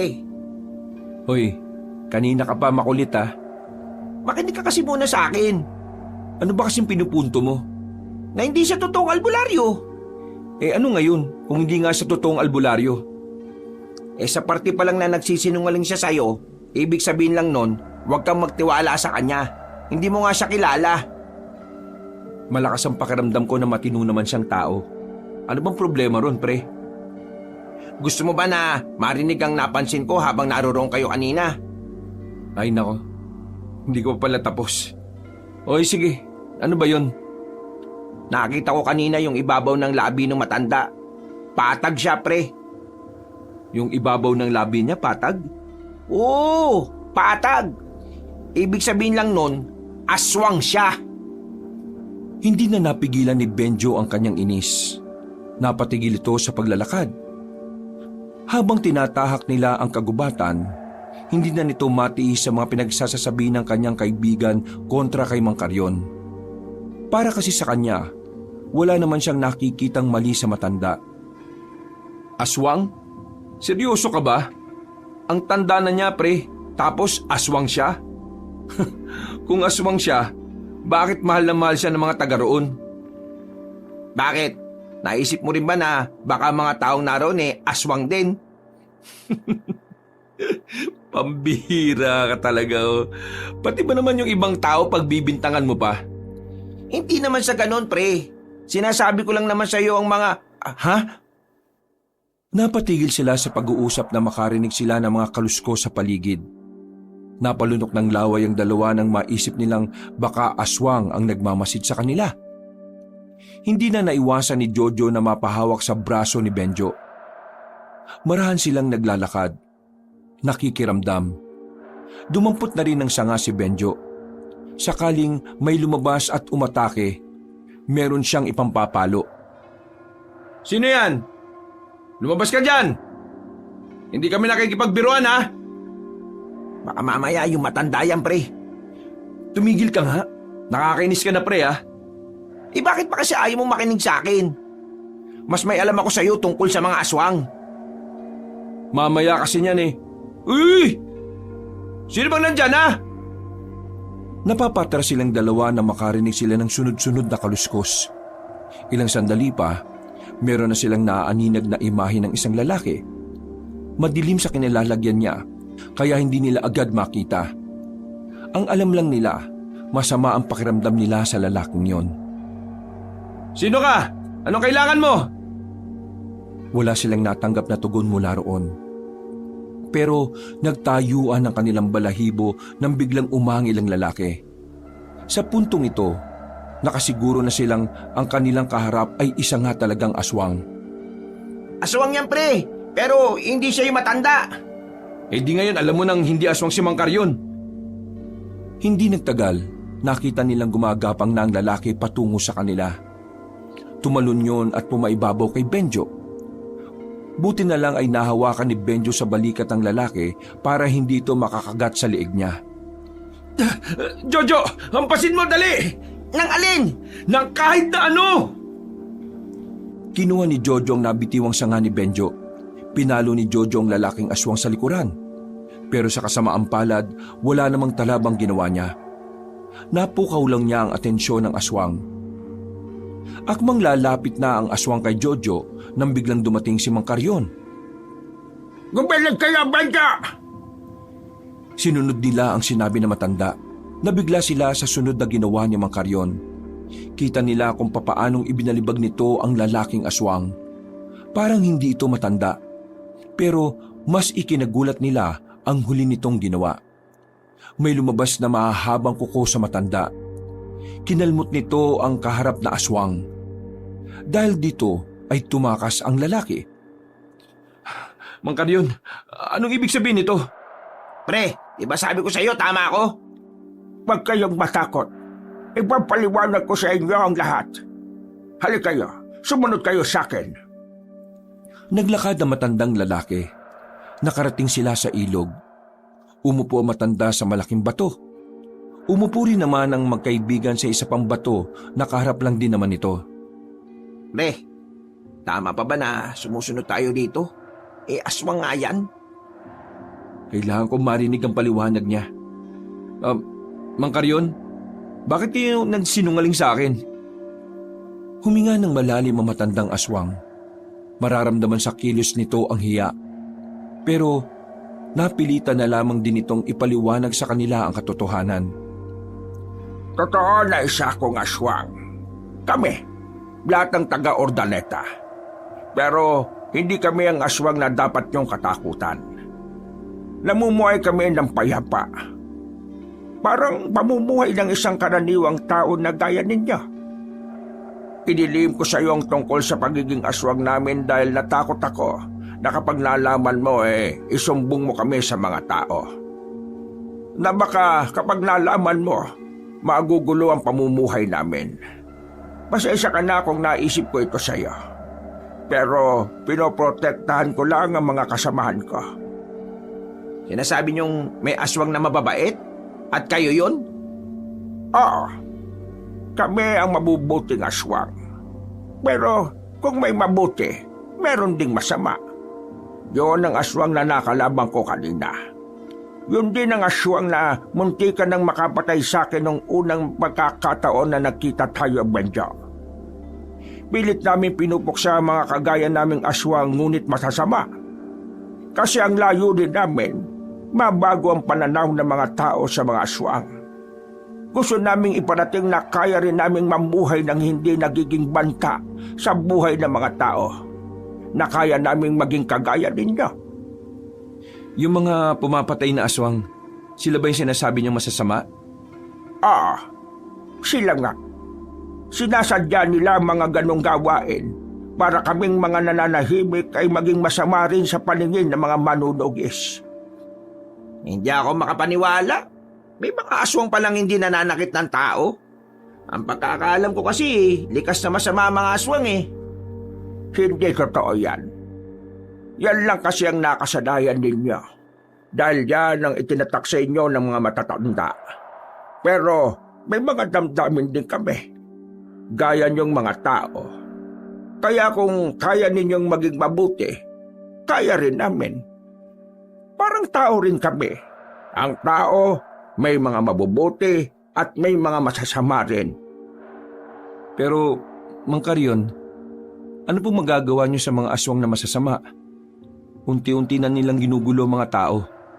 At habang ginagawa nila yon, mas lalong nagiging mainit ang mga aswang sa mga manunugis. Inaalala ko lang po, paano kapag natuklasan nila ang lugar na ito? Baka kayo ang mapagbuntungan. Isang malalim na paghinga ang ginawa ni Mang Carrion. Alam na matanda na mahirap pigilan ng masasamang aswang. Ilang taon na rin kasi nilang sinubukan na puksain ang mga yon. Pero sa kasamaang palad, hanggang sa mga sandaling ito ay wala pa silang napapatay. Hindi ko alam. Pero iisipin ko pa rin. Kaya sana wala munang makakalam ng tungkol sa amin. Nagtitiwala ako sa iyo, Benjo, at sa kaibigan mo na rin. Bigyan niyo lang ako ng sapat na panahon. Kami mismo ang uubos sa mga mapangahas na mga kalahi namin. Opo, makakaasa po kayo sa amin. Walang sisingaw tungkol sa napag-usapan natin ito. Hindi ko pa ho kayo kilala pero nakikita kong nagtitiwala sa inyo ang kaibigan ko. Kaya magtitiwala na rin ako sa inyo. Kaya ho sana, gawin nyo rin ang parte nyo para sa katahimikan ng lahat. Makakaasa kayo. Ay, siya nga pala. Kapag pauwi na kayo, dito kayo sa gilid dumaan. Mas malapit dito at mas ligtas. Sige po, maraming salamat po.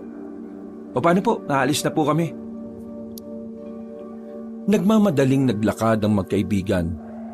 Noong pagkakataon na yon ay nagiging tamang hinala na sila sa bawat madilim na kanilang dadaanan.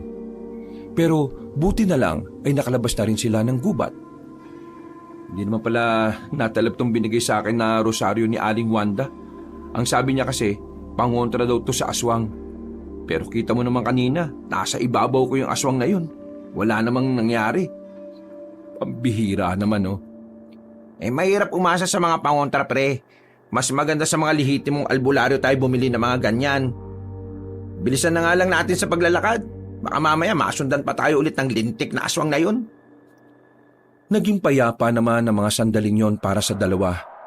Nakabalik sila ng kanilang baryo. Kakaiba ang gabing yon para kay Benjo. Kakaiba ang katahimikan na nararamdaman niya. O paano, pre? Punta muna ako sa amin, ha? Pre, sobrang maraming salamat talaga ah. Yung napag-usapan natin ah, atin-atin na lang muna. O, pre, makakaasa ka sa akin. Tinapik na lamang ni Benjo sa balikat ang kanyang kaibigan. Naghiwalay na rin sila sa kanto. Habang naglalakad si Benjo patungo sa kanilang bahay, natanaw niya ang grupo ng mga lalaking paparating. Mga nakaitim. Sa pagkakaalam niya, yun ang mga manunugis na rumuronda lagi sa kanilang lugar. Bigla itong tumigil sa harapan niya. Nakatingin yun lahat sa kanya na parabang meron siyang nagawang masama. Bakit? Anong meron? Magandang gabi. Ako si Donnie, ang pinuno ng mga manunugis. Ginagawa namin to sa lahat kaya sana hayaan mo kaming gawin din sa iyo. Ang alin ba? Kailangan namin malaman kung aswang ka o hindi. Hindi ako aswang. Taga rito ako. Anak ako ng isa sa membro ninyo, si Douglas. Anak ka ni Mang Douglas? Oo, kaya malabong aswang ako. Pero kailangan ka pa rin naming idaan sa mabilisang pagsusuri. Sige na, suriin niyo ang katawan niya. Teka, sandali lang. Ano bang ginagawa niyo? Walang nagawa ang binatang si Benjo nang lapitan na siya ng dalawang lalaki. May kung anong hinahanap sa katawan niya. Nang walang makita ang mga yon, ay saka ito naglayuan.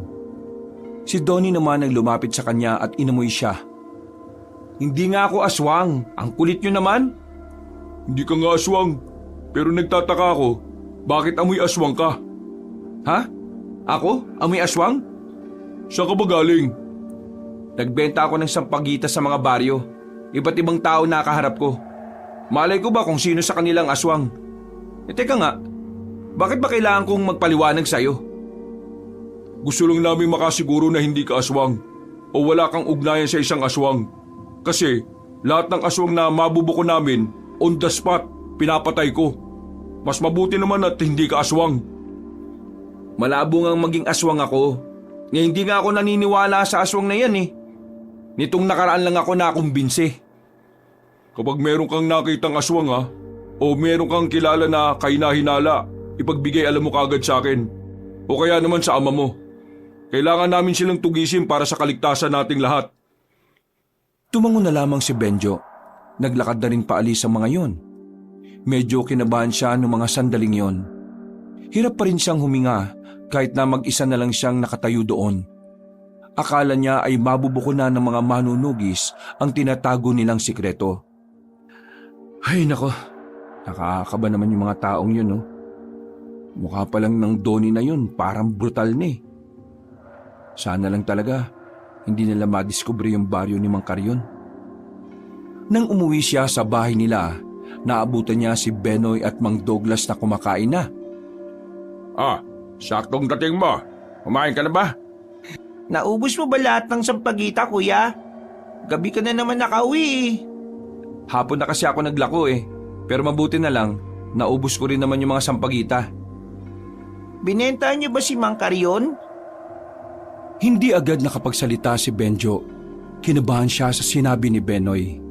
Alam niyang maaaring maginala si Mang Douglas tungkol sa mga inililihim niya.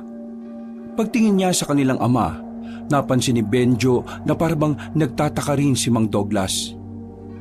Kuya, bakit hindi ka makapagsalita? Hindi mo ba binenta ng sampagita si Mang Carrion? Sino ba yung sinasabi ng kapatid mong Mang Carrion? Si Mang Carrion? Siya po yung... Nakilala po namin siya sa gubat. Tinulungan namin makauwi kasi naligaw. Mahilig din bumili ng sampagita. Pasimpleng sinenyasan ni Benjo ang kanyang kapatid. Buti na lang ay madaling nakapikap ang bata. Pagkatapos ng hapunang yon, naisipan na lang din ni Benjo na magpahinga. Habang nakahiga, bigla na lamang silang nakarinig ng mga sigawan sa labas. Maging ang matandang si Douglas ay napabangon at napatakbo sa labas. Tay, anong nangyayari? Mukhang may aswang na naman siguro.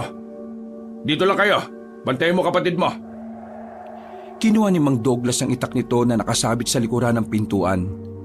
Habang si Benjo naman, kating-kati ang paa na sumunod. Ang kaso nga lang, hindi niya maiwan ang natutulog niyang kapatid. Kinakabahan siya. Pakiramdam niya may masasamang mangyayari. Nakakainis. Baka mamaya mapano pa yung si tatay. Palakad-lakad siya sa bakuran nila. Mabuti na lang at biglang dumating ang binatang si Jojo. Tarantang-taranta ito. Kitang-kita sa mukha nito ang takot at pangamba. Pre! Pre! Pre! Oh, buti sakto dating mo. Pre! Yung mga aswang, umatake sa bilyaran. Yung tatay mo nandun. Alam ko, kaya nga salamat nandito ka na eh. Pre, bantayan mo muna si Benoy ha. Nandun siya sa loob, bilis! Uy! Pambira ka, teka lang! Agad na tumakbo paalis ang lalaking si Benjo. Wala siyang dala na kahit na ano.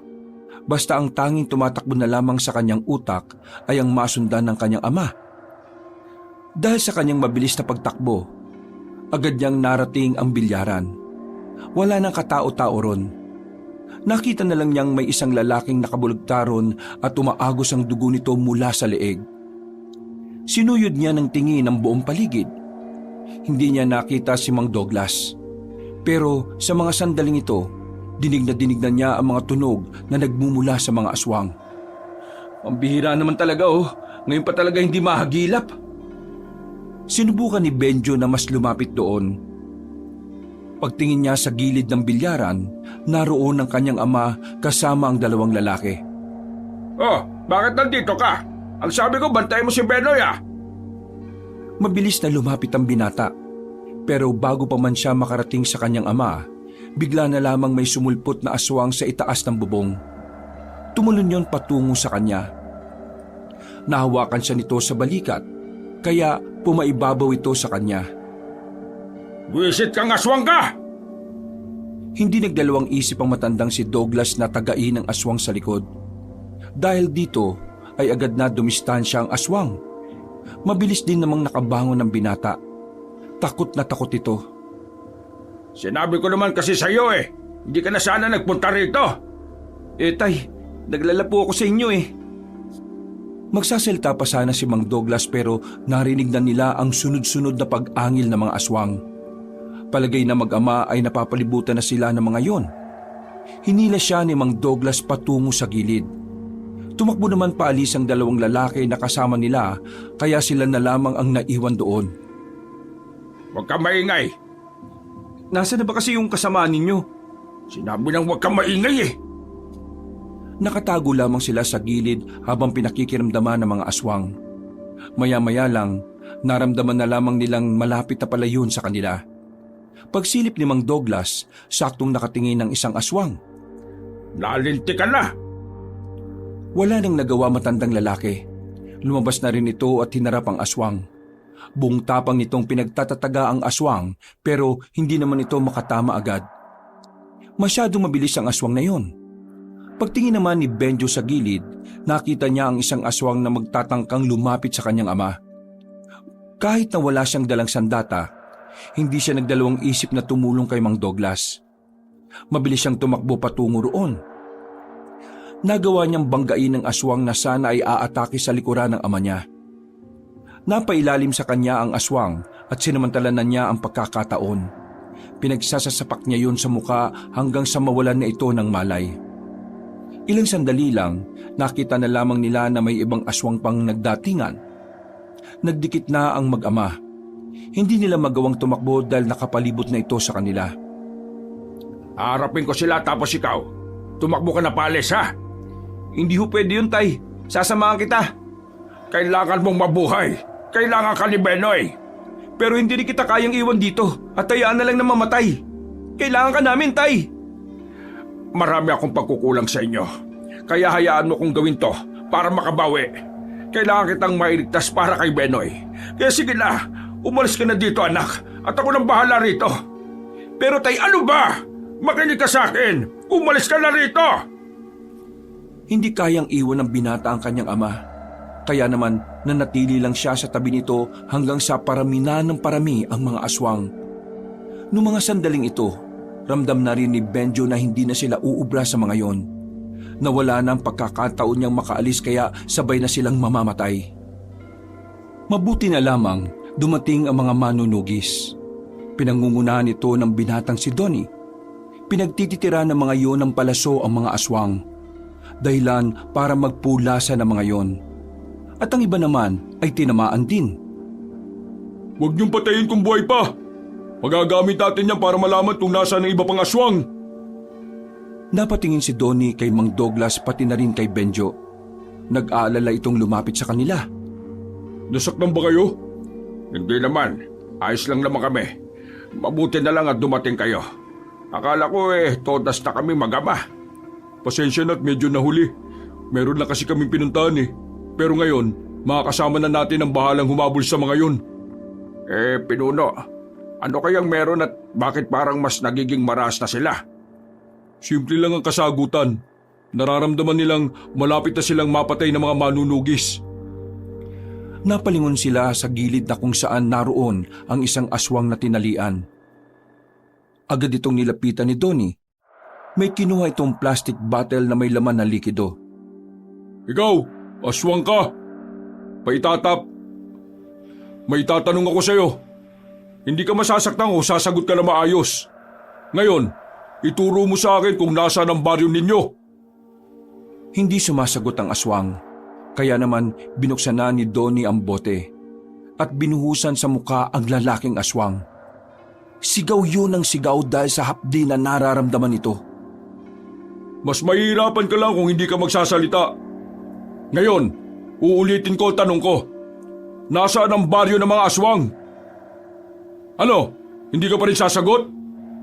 Sige! Sige, sasabihin ko na. Sa baryo Ordaneta, naroon ang baryo namin. Naroon lahat ng aswang. Kapag diniretso nyo kagubatan sa likuran ng bundok na yon. Kapag diniretso nyo kagubatan sa likuran ng bundok na yon, naroon yon. Kinabahan si Benjo nang marinig niya ang sinabing yon ng lalaking aswang. Alam niyang ang aswang na yon ay hindi parte ng samahan nila Mang Carrion.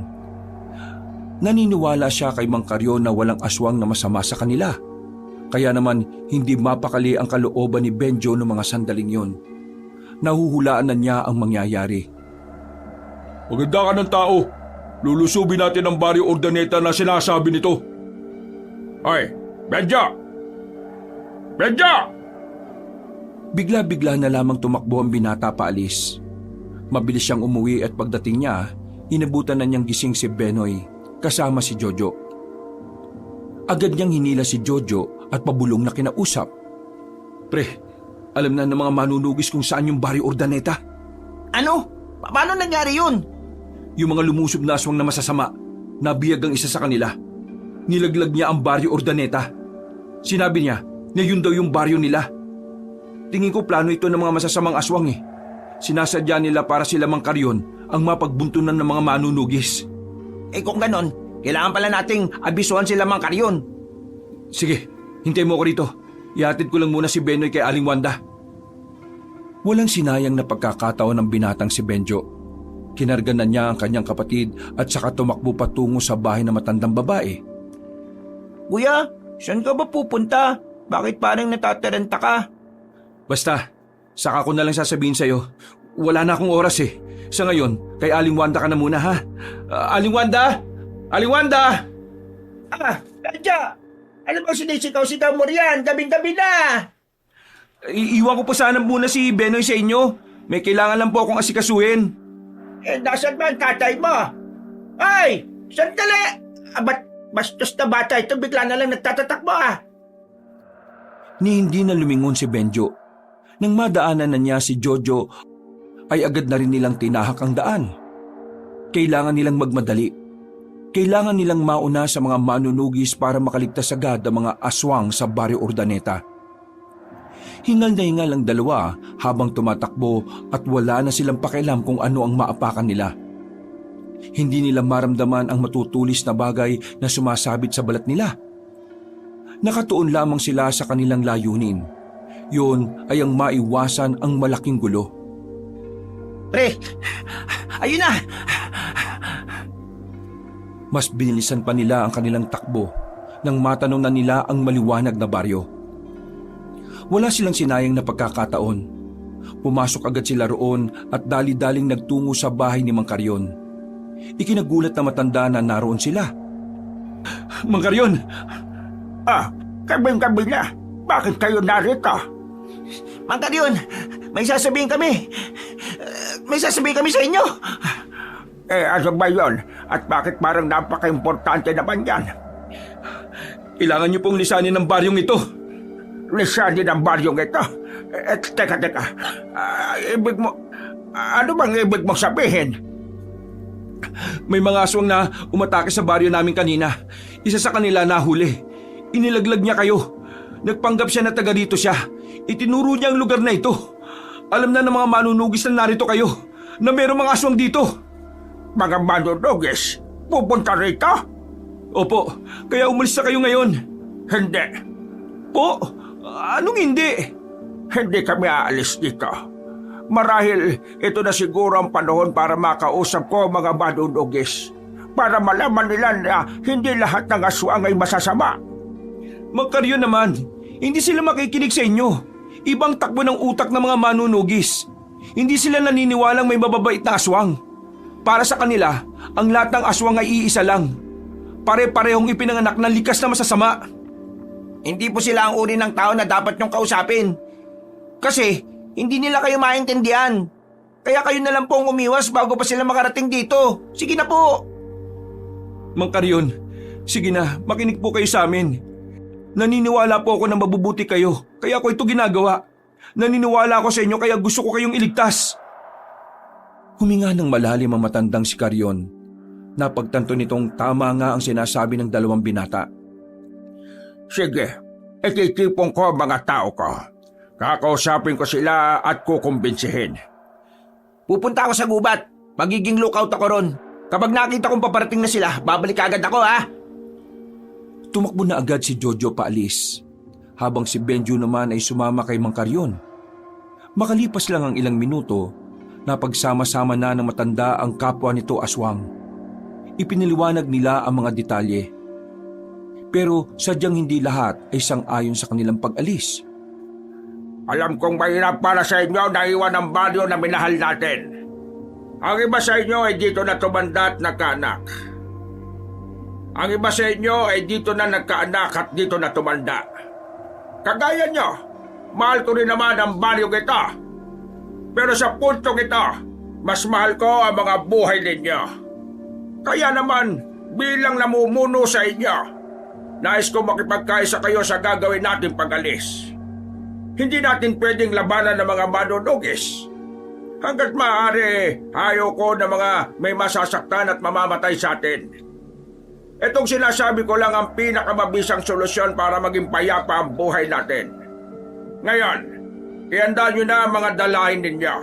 Habang wala pa sila, ay aalis tayo ngayong gabi. Bilisan nyo na! Nagbulong-bulungan ng mga aswang. Ang iba ay nagsikilos na, habang ang iba naman ay nanatili pa rin nakatayo at nakaharap sa kanila. May ilan na nagsasabing mas mainam ng lumaban at mamatay kaysa lisanin ng Baryo Urdaneta. Talagang nagmamatigas ang iba, at dito nahirapan si Mang Carrion. Mga kasama, pakinggan nyo ako. Hindi na bilang pinuno kundi bilang isang kapwa-aswang na may parehong layunin gaya ninyo. Ano ba ang layunin natin? Di ba magkaroon ng payapang buhay? Hindi natin makakamit yun kung lalabanan natin sila. Hindi pa rin nakikinig ang iba sa kanila. Kahit anong paliwanag ni Mang Carrion, ayaw pa rin nilang umalis. Tumagal na sila ng halos 15 minutong pakikipag-usap para lang kumbinsihin ang iba. Pero maya-maya lang, tumatakbong bumalik si Jojo sa kanila. Oh, bakit ba hindi pa kayo nakakalis? Babarating na sila. Papunta na sila rito. Mga kasama, kailangan na nating lisanin ang baryong ito. Nandiyan na ang mga manunugis. Bilisan na po ninyo. Mang Carrion, natatanaw ko na yung liwanag nila. Nakikiusap naman ako sa inyo. Sige na, sumama na kayo sa amin. Huwag na natin kalabanin ng mga manunugis. Pero kahit hanggang sa mga sandaling yon, hindi pa rin talaga nakikinig ang mga kasamahan ni Mang Carrion. Wala na silang nagawa ng tuluyan ng makalapit ang mga manunugis sa Baryo Urdanete. Sa puntong ito, nagkaharap-harap na silang lahat. Nagtataka ang mga manunugis kung ano ang ginagawa ni Benjo at Jojo. Maging ang ama rin ni Benjo na hindi niya alam ay sumama pala. Pagtingin ni Benjo sa mga kapwa-aswang ni Mang Carrion, nakita niyang masama ang tingin ng mga yon sa manunugis. Maintindihan kung bakit narito ang anak mo, Mang Douglas. Pero base sa pagkakaunawa ko mukhang kilala niya ang matandang ito. Ngayon, sabihin mo sa amin kung anong ginagawa mo rito. Benjo, bakit ka nandito? Hindi mo ba alam na mga aswang ang mga yang nasa harapan mo? Tay, kaya ako nandito kasi alam kong aswang sila. Ha? Ano ang pinagsasabi mo? Makinig kayo! Ako na ang magsasalita para sa kanila. Sandali! Magsasalita para sa mga aswang na yan? Magsasalita para saan? Nakilala ko si Mang Carrion sa kagubatan. Nalaman kong aswang siya at dinala niya ako dito. Kaming dalawa ng kapatid ko na si Benoy. Pero hindi nila kami sinaktan. Nakita ko kung paano sila mamuhay. Hindi sila gaya ng ibang aswang. Dito! Itinuro ng isang aswang ang mga kasama niya. Tapos sasabihin mo, hindi sila masasama? Nakakalimutan mo na bang may mga pinatay silang tao? Hindi sila ang pumatay nun. May ibang aswang din na masasama. At hindi sila parte nun. Sa katunayan, tinutugis din nila ang mga aswang na yon. Pero sila, mabubuti sila. Sinubukan nilang mamuhay ng pangkaraniwan. Wala silang sinasaktan. Hindi sila kumakain ng tao. Ni dugo ng tao. Hindi nila tinitikman. Ay, maniwala kayo sa akin. Kahit si Benoy alam ito. Hindi sila masasama. Totoo po ang sinasabi ni Benjo. Kahit ako rin nung una, hindi ako makapaniwala. Pero minsan na rin kaming iniligtas ni Mang Carrion laban sa mga kapwa niya aswang. Kaya naman, nasisiguro namin na kakaiba sila sa mga nakasanayan natin. Paano ka nakakasiguro na mabubuting aswang ang mga ito? Gaano mo siya kakilala? Ako ba? Hindi ikaw. Itong anak ni Mang Douglas. Kailan ko lang sila nakilala. Pero nararamdaman kong talagang hindi sila masama. Una pa lang, alam ko na. Kasi kung masasama sila, dapat hindi na kami nakalabas ng buhay ng kapatid ko. Pinono, may punto sinasabi niya. Hindi sa kinakampihan ko ang anak ko pero paano kung hindi pala ang mga aswang na ito ang tunay nating kalaban? Matagal na kaming nanahimik. Pero Ang mga masasamang aswang ang tumutugis ng pangalan namin. Malakas ang loob nilang gumawa ng masasama dahil pwedeng-pwede nila kaming ituro. Maniwala kayo sa amin, hindi kami masasama. Walang masasamang aswang dito.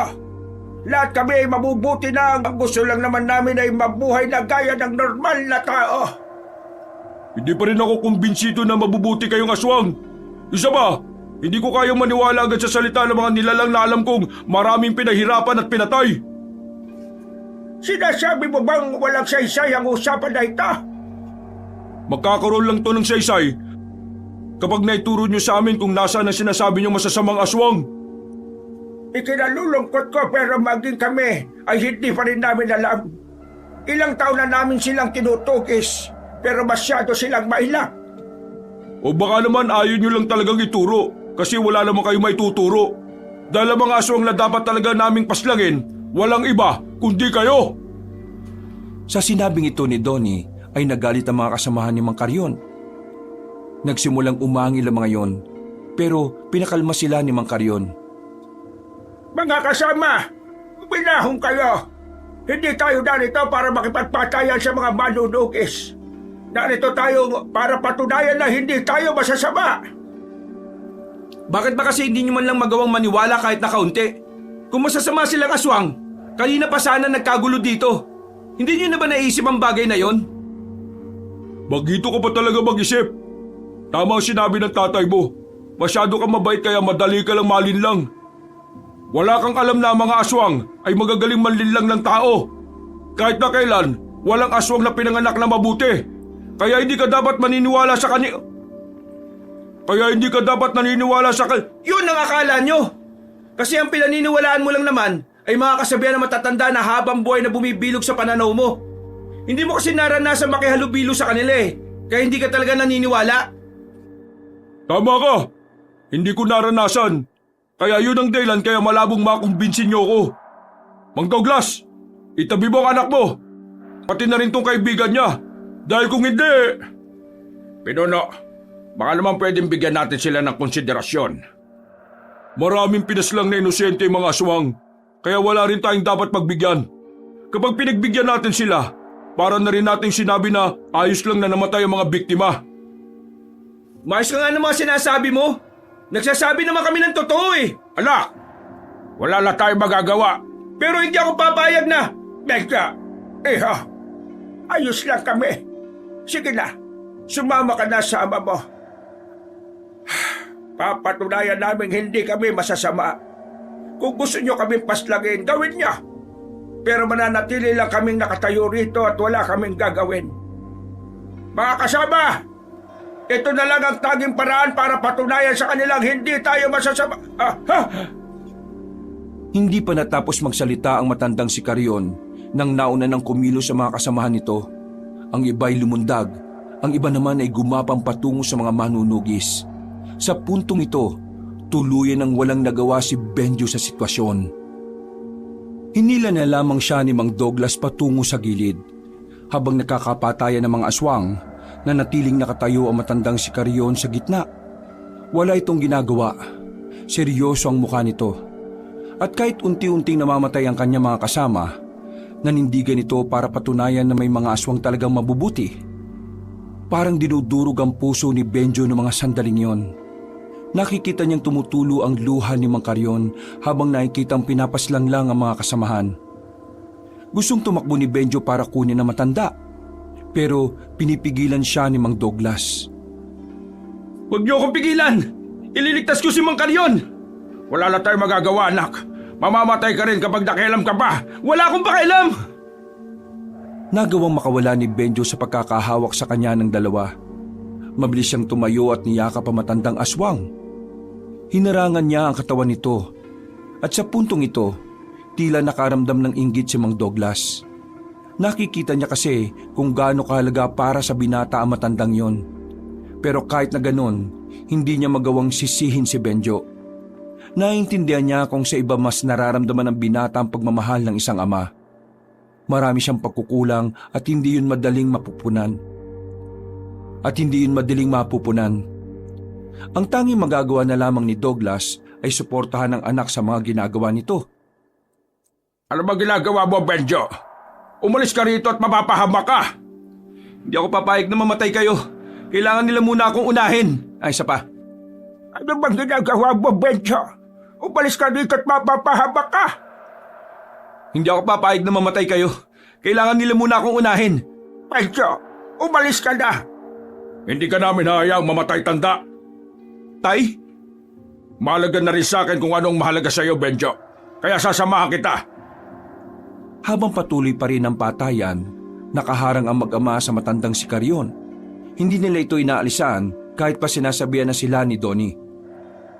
Pinagtataksilan mo ang samahan, Mang Douglas! Umalis ka dyan! Kung pagtataksil sa samahan ang siyang poprotekta sa lahat ng mahalaga para sa anak ko, masaya akong magtataksil. Pasensya ka na, Pinuno. Pero sa ngayon, si Benjo ang pipiliin ko. Naririnig mo ba sinasabi mo? Hindi mo ba nakikita ang nangyayari? Pinapatay ng mga aswang dito ang kasamaan natin. Dahil inisgahan niyo sila at hindi niyo pinakinggan. Dahil mahirap silang paniwalaan.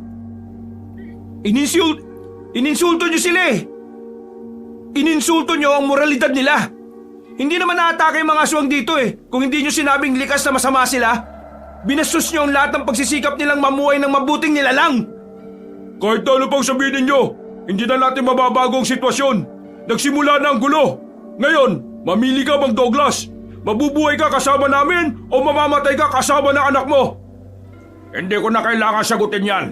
Dahil kahit na kailan, anak ang inuuna ng magulang kumpara sa iba. Sa puntong ito, ramdam na ramdam ni Benjo kung gaano siya kamahal ng kanyang ama. Hindi niya inakala na darating ang sandali na maririnig niya yon mula sa kanyang tatay. Bagay na nakapagpagaan ng kanyang kalooban. Kung ganon, wala na akong magagawa kundi sama ka sa mga itinuturing kong alay! Hindi na nakapagsalita pa si Donnie nang sapakin na ito ni Jojo sa batok. Nawalan agad ng malay si Donnie. Sinamantala na nila ang pagkakataong yon. Habang nakikipaglaban pa ang mga manunugis, itinakas na nila si Mang Carrion. Itinakbo nila ang matanda. Pumunta sila ng kagubatan at nang makalayo na sila roon, ay saka lamang sila tumigil.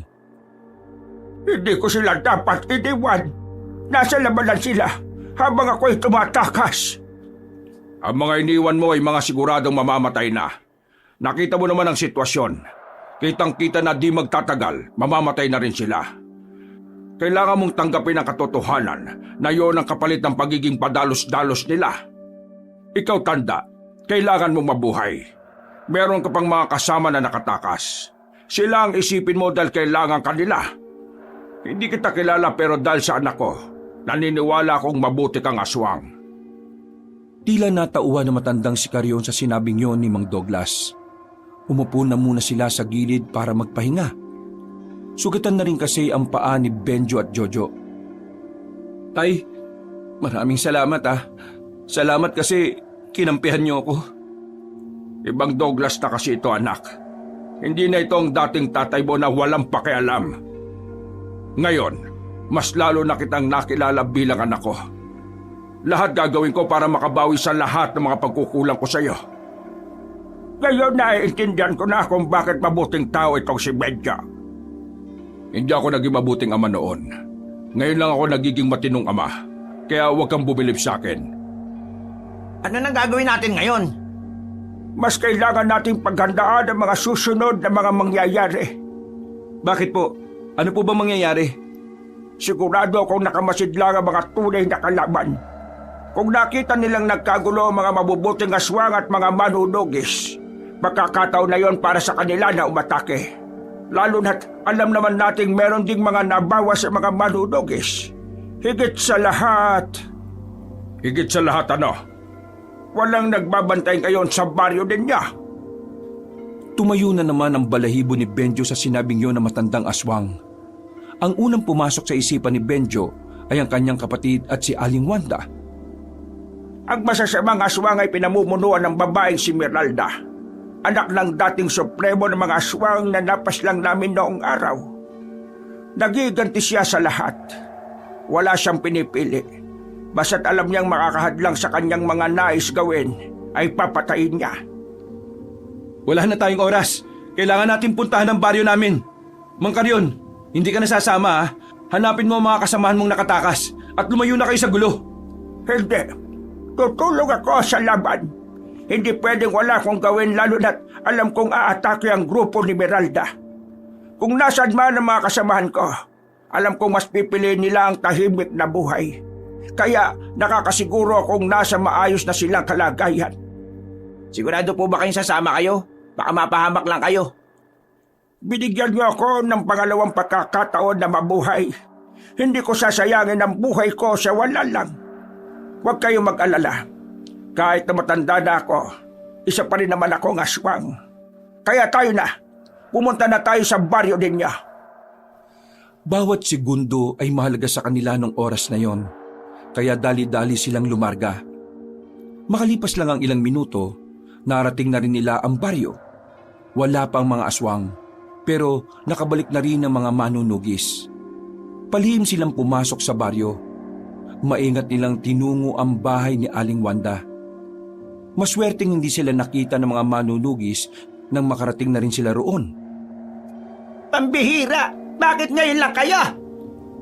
Itiko mo muna ang bibig mo dahil baka may makarinig sa'yo sa labas. Aling Wanda, saka na po kami magpapaliwanag.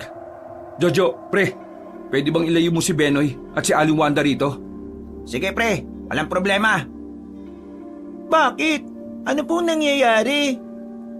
Saka ka na magtanong anak, wala na kaming oras. Sige na Jojo, mag-iingat kayo. Nako, bahala kayo. Tara na. Jojo, dali mo kami kung saan niyo gusto. Ligtas na nakaalis ang tatlo. Ang naiwan na lamang ay si Benjo at ang dalawang matandang lalaki na si Mang Douglas at Mang Karyon.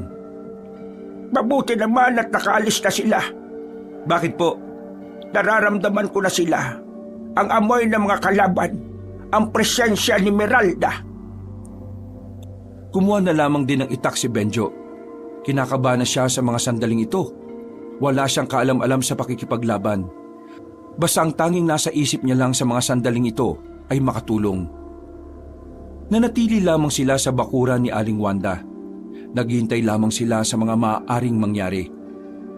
Kung ano man ang mangyayari sa gabing ito, Benjo, piliin mong mabuhay, ha? Kailangan ka ng kapatid mo. Huwag ka magsalita ng ganyan, Tay. Para ka namang namamaalam eh. Hindi natin alam kung ano ang mangyayari. Kaya hanggat maaga pa, mas maganda nang nagsasabi na ako. Huwag kayong mag-alala. Walang mamamatay sa inyong dalawa. Nagsimula ng mabalot ng pangamba nang sandali silang makarinig ng mga hiyawan ng mga masasamang aswang.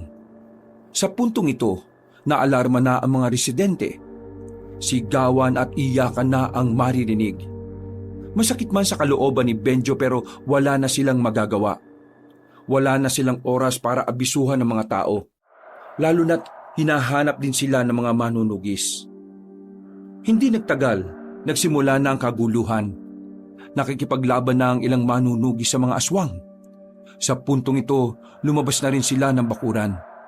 Nakita na lamang ng mag-ama si Mang Karyon na nagbago na ng anyo. Humaba ang mga kuko nito. Kumulubot lalo ang muka at lumabas ang mahaba ring pangil.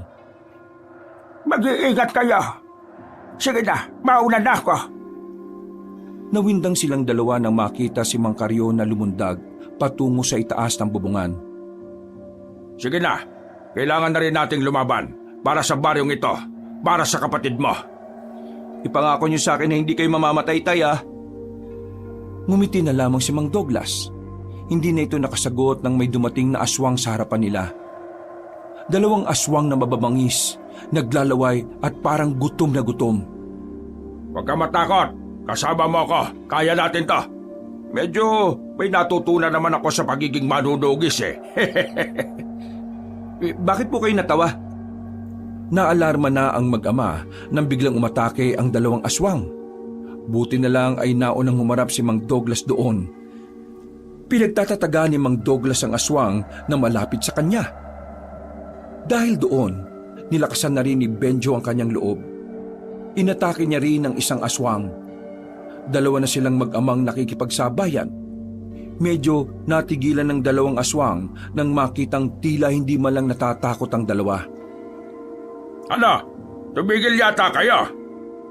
Tay naman huwag yun ang asarin. Kapag kaharap mo sila, hindi ka dapat nagpapakita ng kahit na anong takot. Mas lumalakas sila kapag umihina ka. Ganun po ba? Di sige. Hoy! Sira ulo! Nauna nang umatake si Benjo at sa ginawa niyang yon, tinamaan niya ang isang aswang. Bumulagta agad yon dahil sa mismong bunbuna na dali. Hindi pa nakontento si Benjo. Agad niyang nilapitan ng isa pang natitira. Tatakas pa sana yon pero tinamaan ni Benjo sa balakang. Nang mapadapa ito ay tinaga niya yun ulit sa ulo. Nangisay-ngisay pa ang aswang bago ito malagutan ng hininga. Tay, ayos po ba yon? Mahusay ka naman pala. Pagtapos ng laban na to, gagawa tayo ng bagong grupo ng manunugis, ha? Matapos yun, ay tumungo na rin sila sa mga nagkakagulo. Naabutan pa nila si Donnie roon kasama ang mga ibang manunugis. Nandito na pala. Mamaya ka na magbaktol, Pinuno. Unahin na muna natin ang mga aswang. Tingnan nyo! Nawindang ang mga manunugis na makita nilang naglalaban-laban ng mga aswang. Dumating din kasi ang mga kasamahan ni Mang Carrion at sa mga sandaling ito, katapat na rin ni Mang Carrion ang dalagang aswang na si Miralda. At kitang-kita nilang lahat kung gaano kalakas ang babaeng aswang. Pinuno, sapat na ba nakikita mo para masabing may mga mabubuti talagang aswang? Buisit! Mga kasama, tulungan natin ang mga aswang na mabubuti! Nagsimula na ang tunay na labanan, pero nakadako lang ang tingin ni Benjo at Mang Douglas sa laban ni Mang Carrion at Miralda. Nakita nilang nasa alanganing sitwasyon na matanda, kaya pumunta sila roon. Bakit kayo nandito? Doon kayo sa ibang aswang. Mapapahama kayo rito. Tutulungan po namin kayo. Huwag kang mag-alala. Huwag kang masyadong ma-pride. Kitang-kita namin na hindi mo siya kakayanin mag-isa. Kaya nandito rin ako. Tutulong ako laban sa babaeng yan. Pinuno! Saka na natin pag-usapan ng mga hindi pagkakaintindihan. Sa ngayon, kailangan natin magkaisa. Tumawa ng malakas ang babaeng si Miralda. Wala man lang nakikitang kahit na kaunting takot sa babae. Kaya naman, inihanda na rin nilang apat ang kanilang sarili. Hoy! Babae! Yan ang huling tawa mo! Mamili ka ngayong gabi sa papaano para mo gusto mamatay. Brutal o casual? Hindi nakakapagsalita si Miralda. Tila napahiya ang binatang si Donnie. Maya-maya lang, lumusob na rin sa kanila ang babaeng aswang. Malakas ang aswang na ito. Sinubukan pa itong harangan ni Mang Carrion, pero binalibag lamang ito ni Miralda. Sumunod namang umatake si Donnie. Gamit ang lahat ng kaalaman ng binata, buong tapang nitong sinabayaan ng babaeng aswang. Nagawa nitong tamaan ng dalaga sa muka, dahilan para lalong manggigil ang babaeng aswang. Sa sunod nitong atake, nahawakan na nito si Donnie sa liig. Itinaas nito ang binata habang maigpit ang pagkakasakal nito. Nung mga sandaling yon, hindi na rin nagsayang pa ng oras sa matandang si Douglas. Agad itong lumapit at tinaga nito ang babaeng aswang sa likuran. Nabitiwan ni Miralda si Donnie. Masama ang tingin itong lumingon kay Mang Douglas. Sa puntong yon, alam na ni Benjo na ang kanyang ama na ang isusunod. Kaya bago pa makalapit si Miralda, tumakbo ng mabilis si Benjo. Hinawakan niya ang kanyang ama. Agad niyang hinagupit ng itak ang babaeng si Miralda. Tinamaan niya yon sa dibdib. Nasira ang damit nito at nanlaki ang mga mata ni Benjo sa kanyang nakita. Pero agad siyang natauhan nang makita niyang nanggagalaiti si Miralda. Unti-unti siyang napaatras. Ramdam niyang yun na ang huling sandali ng kanyang buhay. Hinigpitan niya ang hawak sa itak. Napapalunok siya ng laway. Sige, lumapit ka! Akala mo natatakot ako sa'yo? Galit na galit si Miralda nang umatake ito. Sinapak nito ang binatang si Benjo at sa sobrang lakas ng suntok, tila umikot ang mundo ng binata. Nabasag pa ang dalawa niyang ngipin. Benjo! Muling tumakbo si Mang Douglas. Sinubukan niyang harangan ng kanyang anak. Tinaga niya ang dalaga pero sinubukan niyang iligtas ang kanyang anak. Tinaga niya ang dalaga pero hinawakan lang nito ang kanyang kamay. Maigpit ang pagkakahawak hanggang sa mabitiwan na niya ang itak. Humaba ang pangil ng dalaga. Akmang kakagatin na nito si Mang Douglas pero nakabalik na rin si Mang Carrion. Binangga nito si Meralda. Pinagkakakalmot ni Mang Carrion ng babae hanggang sa maligo na yon sa sariling dugo. Pero kahit na ganon, mas lalo lang lumakas ang babaeng aswang. Tumalsik na naman si Mang Carrion. Pinagkakakalmot din ito ni Meralda kaya hindi na rin ito nakatayo. Si Donnie naman binugbog din ni Meralda. Pagkatapos noon, pinukulan na naman ng tingin ni Meralda si Benjo at parabang si Benjo talaga ang gusto nitong unahin na paslangin. Lumundag ito patungo sa harapan ni Benjo. Nang tangkain na naman ni Mang Douglas na iligtas ang kanyang anak, sinipa lang ulit siya ni Meralda. Buong tapang naman na hinataw ni Benjo ng itak niya ang kaharap. Pero naagaw sa kanya ni Meralda ang itak niya. Winasak ng babaeng aswang ang damit ni Benjo. Tumingin yun sa kanyang katawan. Nagtataka si Benjo kung anong nangyayari. Bigla na lamang kasing kumalma ang babaeng aswang. Napansin din yun ni Mang Douglas. Anong ginawa mo? Sumenya sa kanya si Donnie. Sinasabi sa kanya ni Donnie na tila natitipuan siya ng babaeng aswang. Kaya naman agad ding nakaisip ng paraan si Donnie. Para mas lalong mawala sa wisyo ang babaeng aswang, dahan-dahan na ring inalis ni Benjo ang kanyang pantalon. Nakabrief na lamang siya nung mga oras na yon. At dahil sa kanyang ginawa, nanlaki ang mga mata ng babae. Ano bang gusto mo? Katawan ko? Sige, ibibigay ko to sa'yo. Huwag mo lang silang saktan. Napalunok ng laway ang dalagang si Meralda. Nang sumenyas na si Donnie kay Mang Douglas, agad-agad na tumakbo si Mang Douglas palapit sa aswang. Tinaga niya yun sa leeg. Nang bumaon ng itak, binuhos naman ni Mang Carrion ang lahat ng kanyang lakas. Lumapit ito kay Meralda. Pinihit niya ang leeg nito. Hindi pa sila nakontento, ipinukol naman ni Donnie ang itak nito patungo sa babae. Tumama ang itak sa dibdib nito. Marahang napatras ang dalaga. Magbabago pa sana ito ng anyo nang tuluyan na itong bumagsak sa lapag. Agad-agad namang ibinalik ni Benjo ang kanyang mga suot. Natatawa na lang si Mang Douglas sa ginawa nilang paraan para matalo lamang ang malakas na aswang na si Meralda. Nasaktan pa tayong lahat. Katawan mo lang pala ang susi sa lahat, anak. Wala kasi akong abs kaya ayaw sa akin eh. Maraming salamat sa inyo. Sa wakas, makakapagpahinga na rin ako. Mabilis na nilapitan ni Benjo at Mang Douglas sa matandang si Carrion. Inalalayan nila itong makaupo. Maraming sugat ang natamo nito sa katawan. Lantang-lantang na rin at nauubos na rin ang lakas. Hindi ka pwedeng mamatay. Buhay pa ang mga kasama nyo. Ang mabuti pa, dali natin siya sa kampo ng mga manunugis. May mga magagamot doon. Uy, akong pinuno doon. Iiwan niyo ako? Ay, oo nga pala. Benjo, ikaw ang bumuhat sa kanya. Ako naman dito kay Pinuno. Naggamot naman si Mang Carrion at Donnie ng mga sandaling yon. Natalo na rin nila ang mga aswang. Marami ang sugatan pero maswerteng wala namang nasawi sa kanilang hanay. Dahil sa mga nangyari, napatunayan na ni Mang Carrion na kayang maging mabuti ng mga aswang. Napatunayan na rin nilang hindi lahat ng aswang ay masasama.